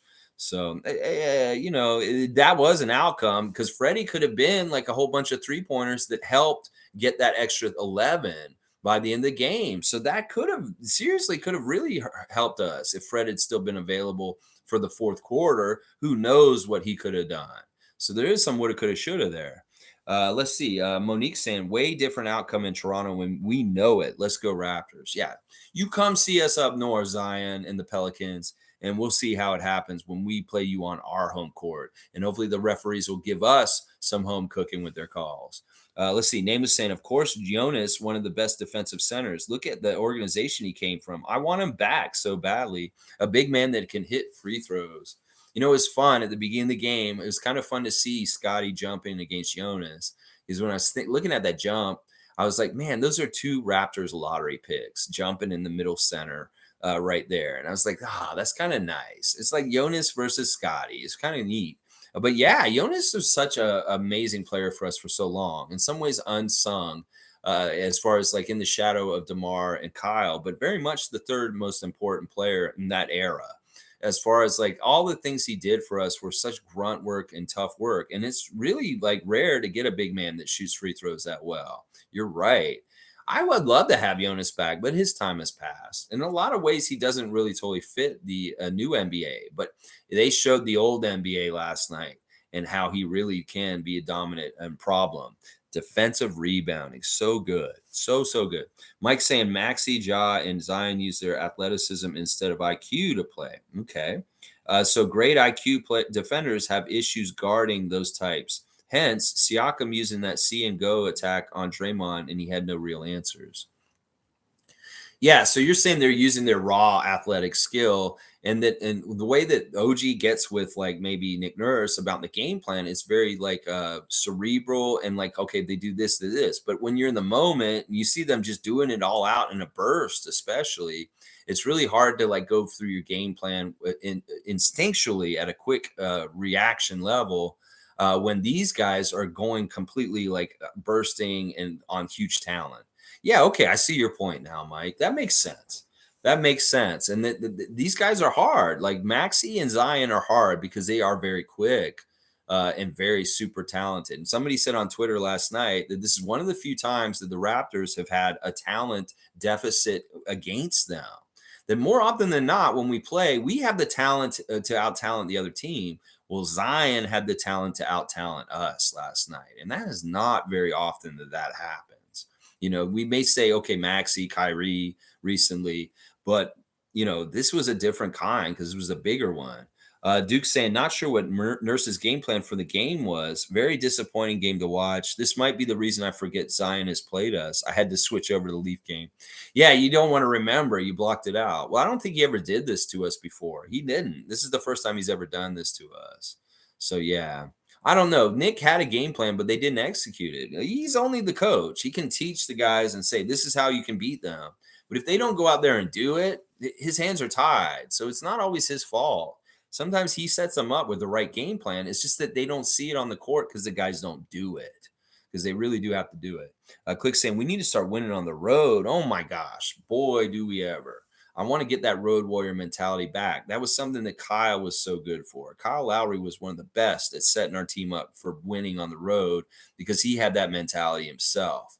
Fred, call Kyle and get some of that back and figure out how you can set them up to be better road warriors, because we're not road warriors this year. And I want to be. I want to be a road warrior team by the end of the year. Isaac saying, Zion made you watch the Leafs? Oh, man, I hope your week gets better, dude. Funny. All right, Monique saying, Lex, you're right. Randy Urban doesn't have a bio, but he did play basketball. Thanks for bringing that to my thoughts. Yeah, he showed that highlight the other day of him with long hair dunking the ball. Yeah, interesting clips. They've shown the old Leo clips too from when he played for the Sixers. Very good passing big man, not necessarily a good scorer himself. Leo Routens in his NBA career. But yeah, I don't know. I don't know how I'd write trivia for Randy Urban. I'd go to his Facebook profile and just try and creep him and just like, oh, Randy Urban is, I don't know. I don't know how I'd do it, Monique. I don't think he deserves it, honestly. If some of the other guys do, because Randy's in a secondary like media position with the Raptors. He's not on air. He's just really kind of does the extra stuff, like Akil's the same way. But Savannah, she's jumped into the real stuff now because she's actually a sideline reporter now. Okay, Mike's saying we need similar young, fast, athletic defenders to match and defend those unique talents. And Precious is on that young, fast, see and go style method at the moment. Being young, athletic works a bit, depending. Yeah, Precious would have been so helpful last night. And I hope he's healthy when we play Pelicans the next time. Mason saying, I preach we need tough bigs like JV. I'd kill for a JV for our team. I miss JV, and it's always good to see him. He's a good three-point shooter now, and 45%. Good job from Gary Trent Jr. shooting back. I don't want Jonas back. I want Pirtle back. Pirtle would be the one I want because he's younger, and there's certain other things he does that doesn't really mess us up. Now, Jonas, as much as we loved him on our team, he was a hindrance in problems too, and that he was kind of going the way of a dinosaur in some ways near his end of his Toronto career with us. And that, maybe it was like, the writing's on the wall. Jonas, he's still surviving, though. And he keeps thriving and doing different things with his game to stay in the NBA at this point. Because in some ways, we thought he looked like a dinosaur in the mid-2010s. And we're like, whoa, this dude, he may be a liability to our team, was what we were saying around then. So it's tough. I'm really glad he's still in the league and he's doing really well. And like I said, I'm a fan of the Pelicans, and I want to see JB. If he wins a championship this year on New Orleans, hey, that's awesome, because we see a former Raptor that deserves shine. I will root for them if they're in the finals against any other Eastern team than us, because I want to see Jonas get a ring.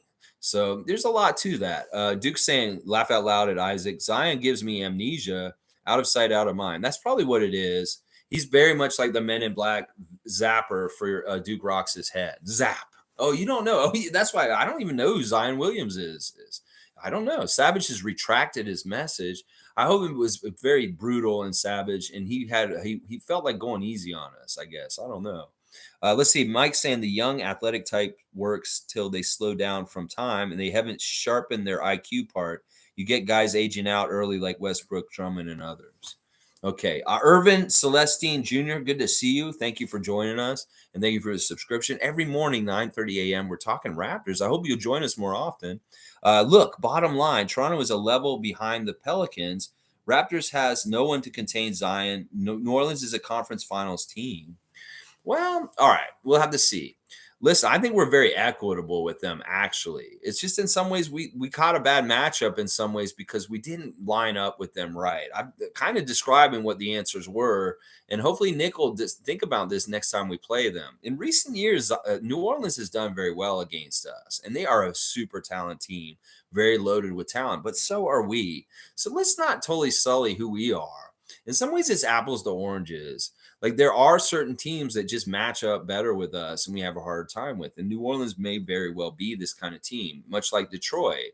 It doesn't necessarily mean that they're a team that is like, they may not match up as well against other teams in some ways. I think we're very equal in some ways on the other sides, on both sides.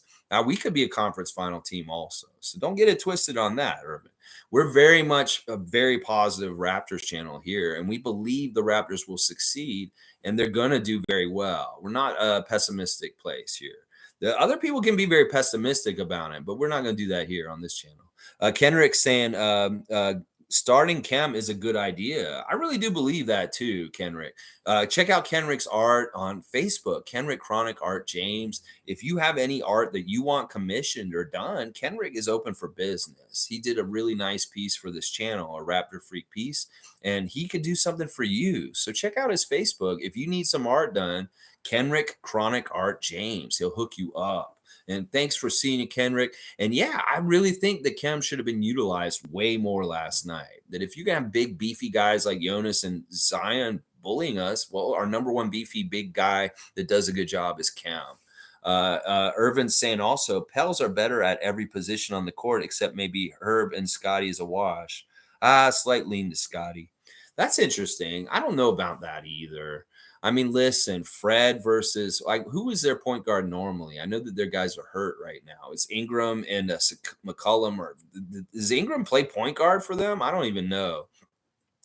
Listen, I mean, we can break it down position by position, but sometimes that's not even what matters. It's the whole collective of the group and the talent overall. Like our talent is really weird. You can match us up against starting fives and maybe some people will say, oh, that team's better and better. But then you got to go deeper and say, well, look at their whole top 10 on their team. And that's what I'm saying. I don't know. I mean, listen, once again, we're not putting our team down. That's not what we do on this channel. And you're going to get friction from us if you come in with these kind of comments and stuff. So that's just how it is here. We're very positive. We counterbalance the very negative, toxic parts of the Raptors fan base in this channel. So, there's a little line here. But I don't know if I would say that. I can't agree with you. Now, Herb and Scottie, I may actually say Herb's better than Scottie right now. But the other positions, I think you're glossing over the talent of Pascal Siakam and OG Anunoby, even Pascal versus Brandon Ingram. I think Pascal's better than Brandon Ingram. He is. So I got to disagree with you, Urban. I'm sorry. Bishop saying, cheers, freaks. Good to see you, Bishop.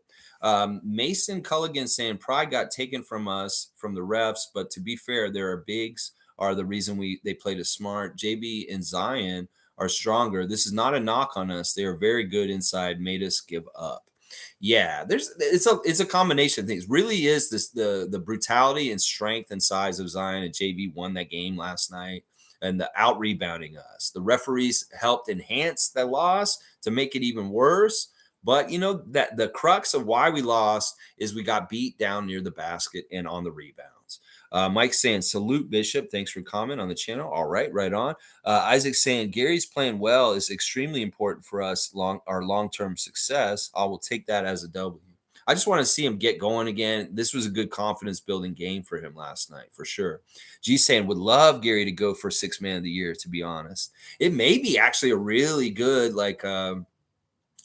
goal for him. It could be very fruitful for him for his contract negotiations this summer. It's a weird roundabout way. You may think, oh, the logic isn't right if he's not starting, but actually, in some ways, it may actually help him. Irvin's saying, how far do you feel the Pelicans will go in the playoffs? I got conference finals. I'd love to see that. I'd love to see them go all the way to the finals. Like I said, there's a couple of young West Coast teams that I really like, and them and Memphis are two of my favorites. If the Grizzlies can make a lot of noise in the postseason and get real deep, I'll be happy. And the same thing for New Orleans. Now, I was going to pick Clippers to win the West, but that was dependent on Kawhi being healthy and playing most of the year.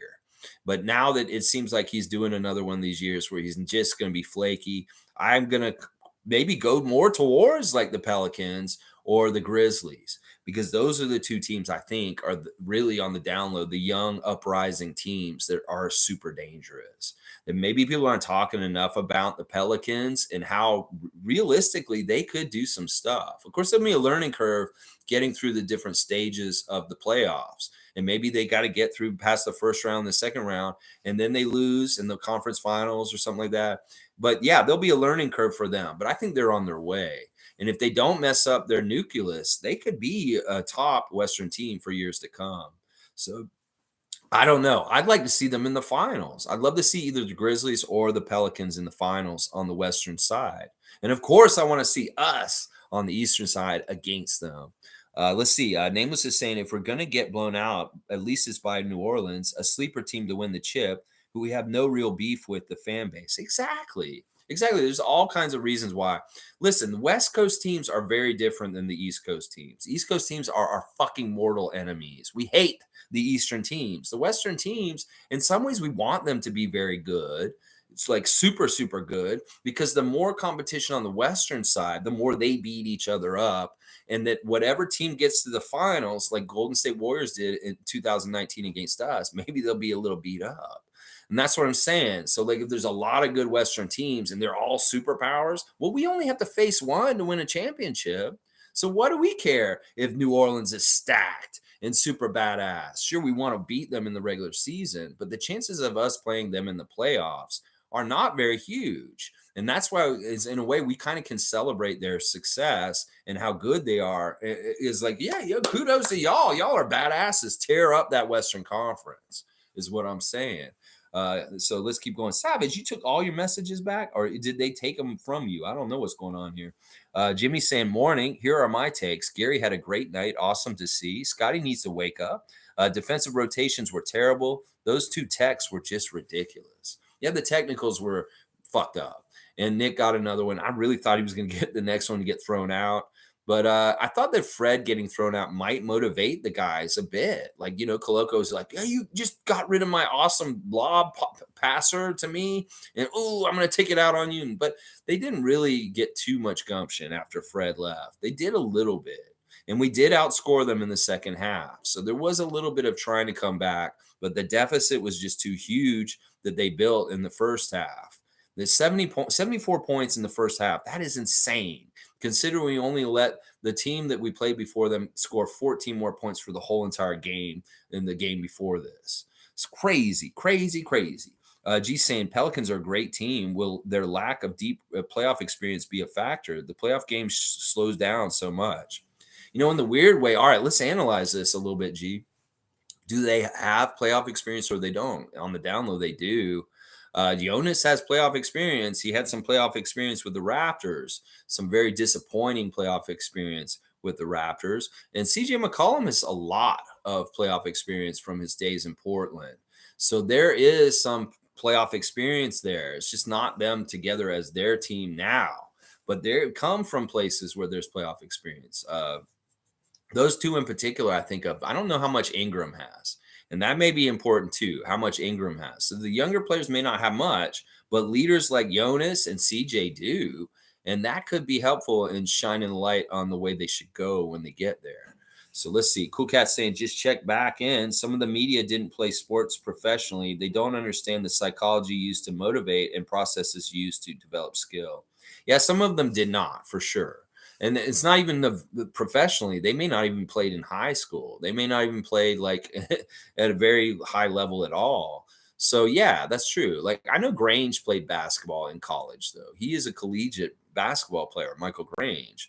But I don't think Mike Ganter or Doug Smith ever played basketball. I'm pretty sure Josh Lewenberg didn't either. So Savage is saying he was arguing with NBA champion Siakam in the first quarter, 12-12. He's a bozo. Uh, who you're talking about? Herb Jones. Yeah, that was interesting. That little bit of back and forth between Herb Jones and him. And now Herb got hurt in the game last night. That's not a good thing for Pelicans fans. And they may be worried about this. They already have a couple injuries that they don't want anymore. And yeah, I don't like to see that because Herb Jones is a great young player. But I like that whole attitude Siakam had, but it really went away quick. He had no stamina to keep that I'm the badass on the court and I'm going to do everything I want to do.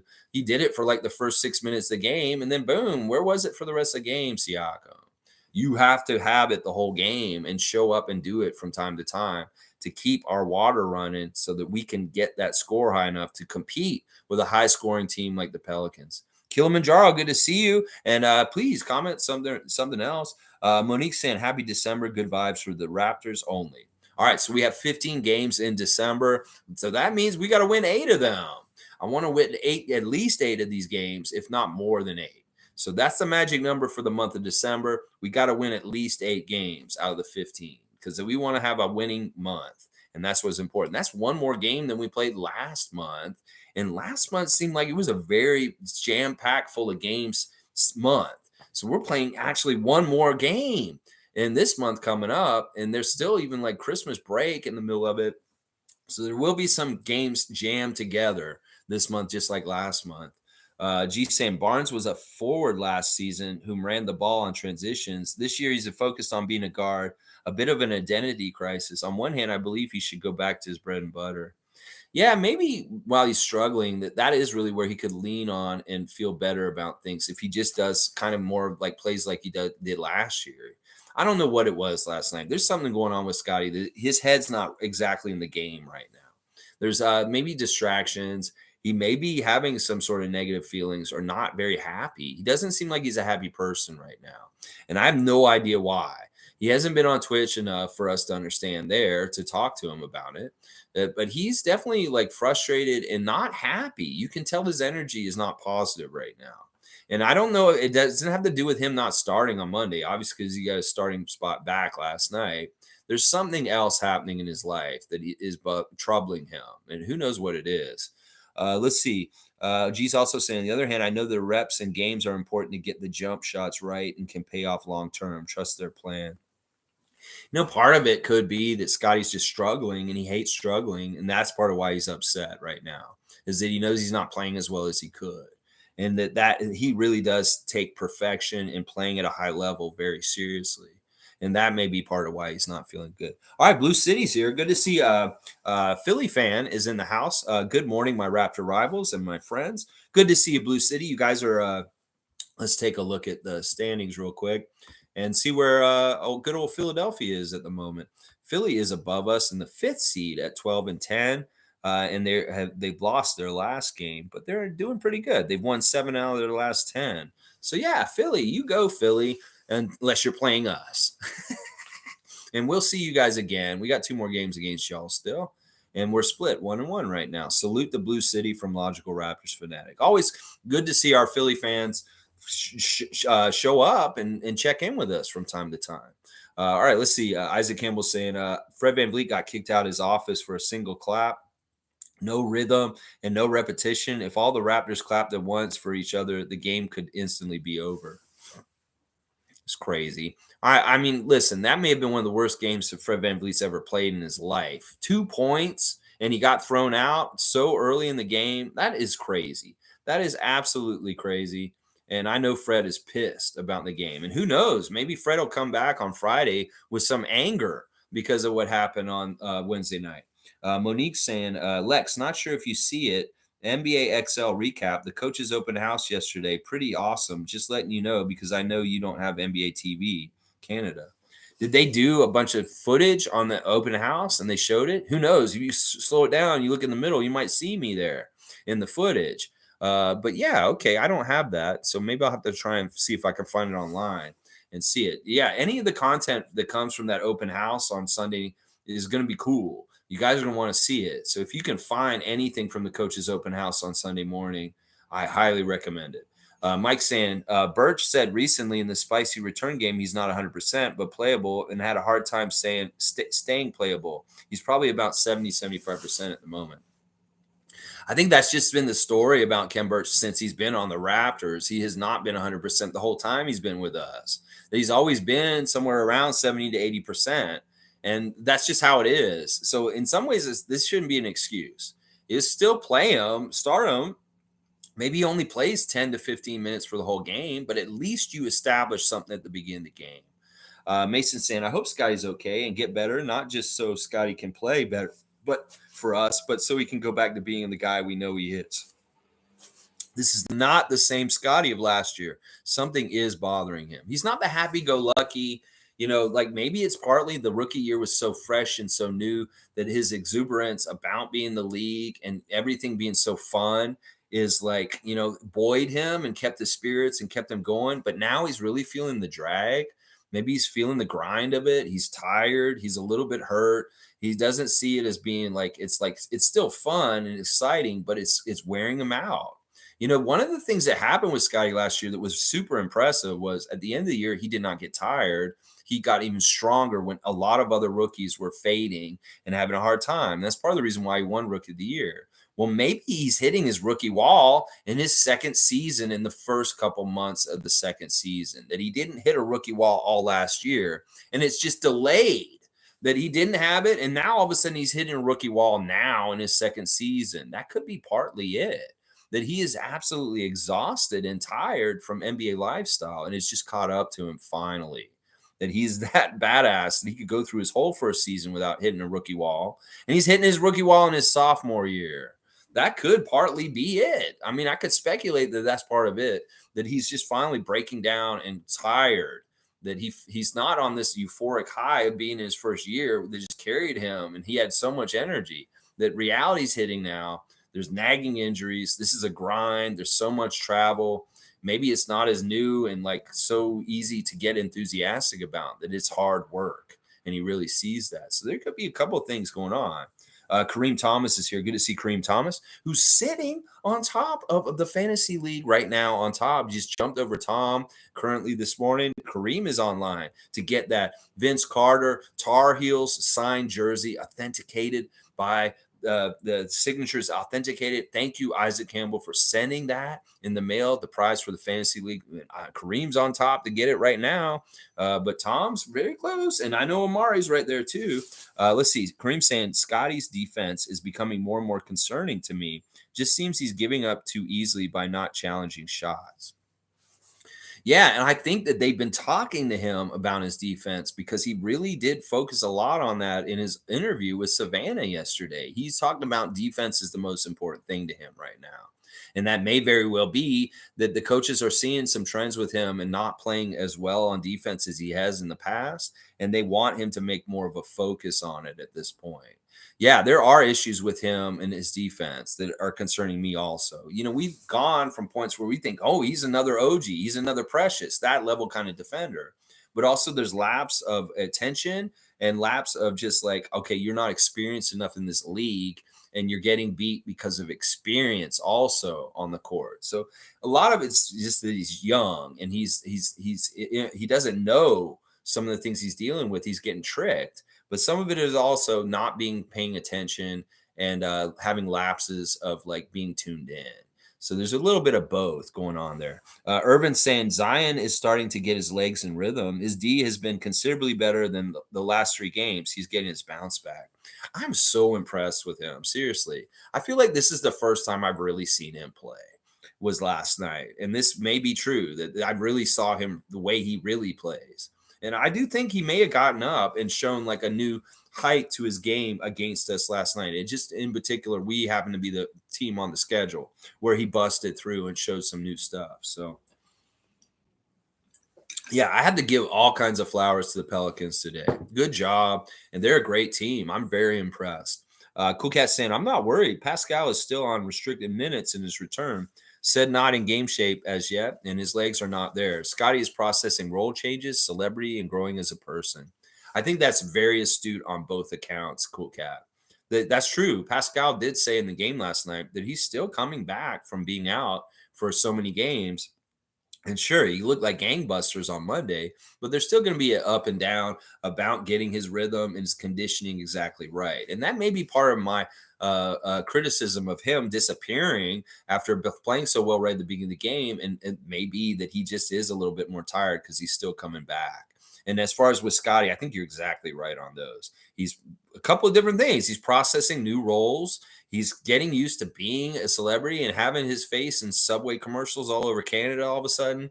And he is just growing as a person. He may be literally still physically growing and then also growing as an individual, his personality, and just as an NBA player. Mike's saying, Irvin, I don't know. I saw a lot of standing around, weak hedging, and stunting at drives. He looked lost at times in the defensive end, but it could be youth. But defense isn't a growable skill in a sense of be that. I think that he looked fine. I mean, honestly, they did a good job with their concept of kind of messing us up in some ways, but also at times we did get what we wanted. Also, I don't know. I'm not going to say either one of you guys are right because I haven't watched enough Zion to really determine this. I could see where Mike's right and that he may not be a super great defender and that offense really is his thing. But you may be also kind of like not giving him enough credit that if you're an athletic freak like he is, you should be good at defense if you really have the motivation. And I think that he probably does. Like he'd be the kind of guy that at the end of the game, he may not play really good defense, but he will make a big block on someone to win the game or something like that. It may not be that he's like that solid kind of like defense throughout the game, kind of like OG would be, but he can have big, huge defensive plays to really help his team win by the end of the game, like getting a big steal like he did at that one moment. He makes a dunk, and then we come back down the court, and he steals the ball, and he gets a layup. That's a really good defensive play right there. So it may be apples to oranges what you guys are arguing right here. And I would say that Zion showed good defense last night. It may be that he's not a good defender one-on-one in certain situations or some things too. So I don't know. There's not enough data for me to make an astute assumption on this. And I could say probably Irvin may be right, that he probably does have some good defensive stuff. And Mike's not giving him enough credit. G saying, I don't understand the bench thing. Tyler Hero made his name known by being a great bench player. It can be very satisfying coming off the bench and scoring 30 to help get the win. Yeah, I'm sure Gary was other than not winning, he very much was very happy with his game last night, I'm sure, and show where the coach is. And that's exactly right. That's a great example, Tyler Hero. But also look at that whole situation with Tyler Hero. He was upset that he wasn't starting, and he made a fuss, and now he's a starter this year. So it is kind of like, I don't know. I think that Gary's just going to have to go with the flow, and whatever Nick wants him to do, just listen, because that's him fighting for his chance to stay on the Raptors and also fighting for a chance to get a bigger contract. Hot Take Jay is here. Let's see what the hot take is today from Jay. We have a problem playing Western teams that have this melodic offense going on that kills us. They really limit our transition game that way and out. Early shot clock shots didn't help. You know, it's true. Like one of the problems is when the Raptors play a team that's shooting so hot, it's like it doesn't help us. We really need a team to miss shots so that we can get rebounds and get going. But when they hit shots, it really makes it hard for us to get really going in the way we like to play. And that's part of it is like other teams say when we're playing the Raptors, we can't turn the ball over, can't let them offensive rebound, and we have to make our shots. Because if we do that kind of stuff, it really hurts them from doing what they like to do. And that really is part of the game plan that Willie Green and other coaches come up with. They're like, y'all just don't turn the ball over, box them out, and make your shots, and we'll win tonight. And they did that, and they did. And that's how it worked. Let's see. Cool Cat saying, our players have to understand the refs don't care. Focus on the game. Stop complaining to the ref. Focus on the game plan. One person speak the refs only. Lessons to learn for the youngins. I don't totally agree with all of this, but I do kind of. They definitely know the refs don't care, but the focusing on the game could be a little bit more sharp, sure, and not turning and like taking a couple seconds to talk to them instead of just going back. But also at the same time, if it is really egregiously one-sided and some things are getting called at one end and they're not getting called at the other end, Fred, Nick, Thaddeus, Pascal, OG, all of them need to be talking about it. And sometimes it isn't good to have just one guy do it. You need to have a couple of different voices out there, like Thaddeus, Fred, Pascal. They should all be doing it in different ways. Chris is another one. So I don't know. I don't know. I think that in some ways the refs didn't like us and they didn't listen to us and they punished us. And sometimes you can get the refs ear and talk to them and lament your case to them, and they'll listen to you and they'll actually give you some calls later. Well, they decided not to do that. They took it as an insult that they were questioning their calls, and they punished us for it. It was very much like a Tony Brothers punishment kind of thing. Where you're sassing me, well then you're getting attacked and you're out of here, Fred. So it's that kind of thing. Sometimes you can be very effective being on their case, and they're like, "All right, you're right, Nick. We'll get it right next time," and you can see results. But they were not doing that. They were very much a stonewall of like saying, "This is how it is. You just have to accept it." And we're not going to listen to y'all. And we're going to call it this way. Oh, and you're going to continue to bother? Okay, that's fine. You're out of here. Text, text, text. So it's really hard to balance. And sometimes if the ref crew is in a bad mood or they just feel like taking it out on one team, they'll do it. And that's what they did. They took it out on us. They really did. Mason said, no respect from any refs. I understand you behind that real reason. I always didn't like James is not because he beat us every year. It's because he get unfair calls. Do what he does is not fair. I see it. Yeah. Well, it's just the superstar rules, the Jordan rules. Jordan had the same kind of rules. He could get away with way more on the court because he was money. He was on TV and people want to see him. So if there's any kind of attractions in the league like Luka or LeBron or Zion, they'll protect them and keep them on the court. And that really is like a preferential superstar treatment compared to average NBA player treatment. We did actually a Sunday report this summer on it, talking about this phenomenon in the league. And always good to check out our old Sunday reports from the summer because we talk about a huge issues like this. And that was actually one we did this summer. Mike saying, not going to lie, the Grizzlies traded for Adams based on defense, and we saw what happened in the next 2 years. He's a different type of center, good for the regular season, not going to lie. All right. Yeah. Grizzlies and Adams. Yeah. We'll see them at some point. G saying Delano should have played in the first half. His height and speed match up well with the Pelicans. I think that's true. I think that Delano came in and he kind of like was such a good spark. Why couldn't we go to him earlier and maybe get our truck out of the mud earlier in the game? Those maybe, Nick's done so well with the rotations and decision making lately. He is going to mess up too, just like the players will mess up sometimes. And it could very well be that Nick made some coaching errors last night and didn't get us in the best position to beat the Pelicans. And it just was things like this. Khem, Birch, Delano, they should have played more last night. Mike saying Bishop commented on my channel for context. Oh, yeah, I understood that. That made sense. Mike. All right, Mason saying the thing is the season is a long ride and we'll run into a team that will get hot when we meet up with them. And facts, the game like this happen and will again. It's all part of the season. Buckle up, Raps. Yeah, for sure. For sure, Mason. That's a good way of looking at it. There's going to be up and down games. Just make sure there's more up games and hopefully more wins throughout the whole season. That's right. Summer Lowe's here. Always good to see Summer Lowe. Very, very respected Raptor freak. Doug Smith eats a lot of donuts. I love that. Yeah, of course he doesn't play basketball. Doug Smith is sussing out where the next bar is and the next city he is in. This man is like down there with Jack Armstrong throwing him back. Doug Smith, I don't know what he ever played. And we got to remember, like, I hate what Doug was saying on Twitter last night at the end of the game. He's like, the Raptors deservedly lose at the end of the game. And you're right, Doug, but you need to throw that salt in the wound. You don't make us like you when you say stuff like that in your tweets. Because we love the team. And just like you're talking about a loved one, the way you talk about the team. That's the one thing these reporters got to remember is when you're a fan, well, maybe you're casual. You go to the game, you show up, they start losing, you leave. If you're a fanatic, you stay and you watch the whole entire game and you care about this team and you're upset when press people talk about the team in a negative way. Because in some ways, we feel like the team is our family. And it's like, you're talking shit about my brother. You talking shit about my brother, Doug Smith? And they need to start thinking that way. Now, then there's the whole level of a freak, a Raptors freak. And that's somebody who eats and lives Raptors information and digests it all the time and talks about it every morning at 9:30 in the morning, like you guys and I do. And that there's different levels of fandom. You can be a casual fan that may leave if they're losing at halftime. You could be a fanatic who does really care and wants them to win. But then you can be like another whole level. And that's what a Raptor freak is.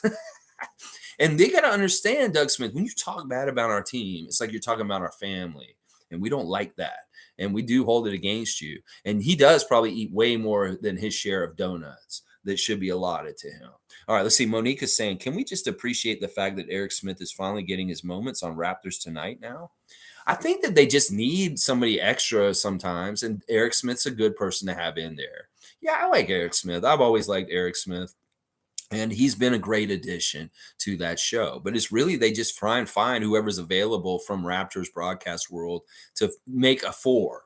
Randy's like, okay, I can get Jack because he's at the game. I'll get Leo because he's here in the studio. Who can I get otherwise? Oh my gosh, let's try and get Sherm. Oh, can't get Sherm. Okay, let's try and get Paul. Can't get Paul. Okay, Alvin's not working tonight. It's a Jack game. Okay, then we got to get Eric. We'll get Eric Smith. It's like really kind of how that works. And you remember Amy Audibert would do the show last year too, when she was with us still. Mason saying, as always, Lex, great stream. Let's get a W versus the Nets. Raptors need to watch film on what to do better there and learning step from every loss. Come back strong versus the Nets tonight. Go Raps. Go, time to bounce back. I agree with you, Mason Culligan. You go, Raptor freak, Mason Culligan. And Mike's saying, it's just my opinion. Okay. Monique saying, how do you see the 905 December month looking like? Well, this is, like I said, very important. They have 8 games in the month of December that matter as far as their 4-4 record right now. They need to get as best a record out of 16 games as possible. If we can get to 10 wins, that would be fantastic because you need to have a lot of better record to qualify for this tournament for cash. So the 905 want to be involved in the first championship run for the G League season. They need to get their record better than 500. They have to win at least 6 out of these 8 games, I think, to be able to qualify to get into that tournament. Because they didn't make it last year playing like they did so far this season. They cannot be 500. They won't qualify, and they won't make that tournament. So if they want to make it, they better start winning starting tonight against Delaware Blue Coats. Make sure you win tonight and win more of these 8 games that you got in December so that you can be playing around Christmas. Because if you're not, you ain't going to be playing around Christmas. Oh, yeah. All right. Yeah, don't worry, Mason. We all have those. And Mike's saying, Mason, no worries. He's having that issue also. And AGB01 is saying, a Raptor freak, a.k.a. Team Dynamics and Development Researchers. Ooh, I like that description, AJ.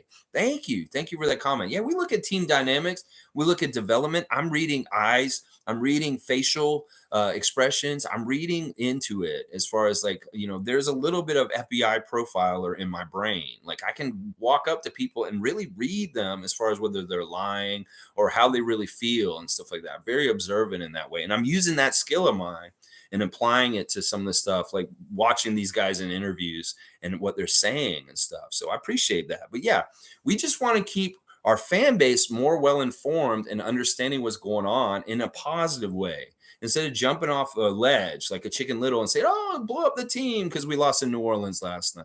We're the force of positivity in a sometimes toxic environment in Raptors fandom. So thank you for being here, AJ. I know I remember you from before.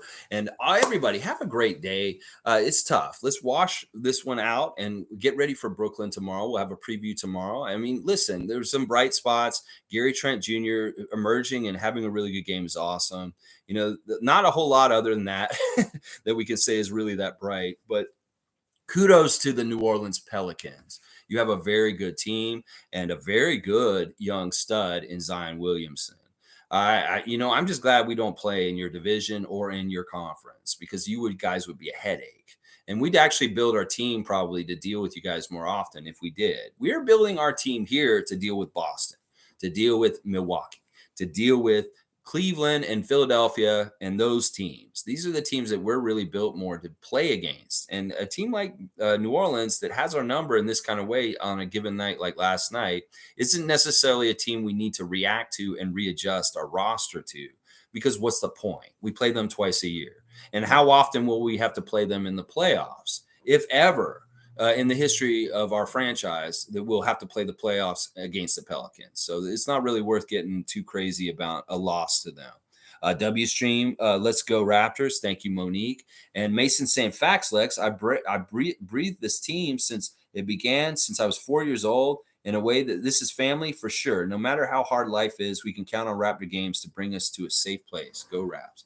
I just love the connection that we have as huge fans of the team and our love for the team. It brings us together, and we have a family here on this live stream now that I just love. I'm blown away all the time by our interaction and the crazy, amazing things that are spawned from this. Like, Tom meeting people like Joseph Starks out west and getting together and having a connection. Us doing the meet and greet this summer where we all got together at that pub on Danforth and got to see each other face to face, or meeting at the game with Sue and the Saborans and Monique. It's just, we're becoming more than just a live stream interaction. We can make more and more stuff happen, like with fun stuff in real life. And, you guys have businesses and things that you do, and you want me to put them on blast. Well, ta-da, Kenrick Chronic Art James, Omari Parsons. He can help you out in the 905 for finding a place to rent or buy a house. So, all of these connections in us, it's just a network, and also a network of people that really love the Raptors and share that commonality. So there you go. Isaac saying, can everyone please stop what they're doing and honor Fred VanVleet and all the Raptors with a single clap? All right, let's do what they do in the game.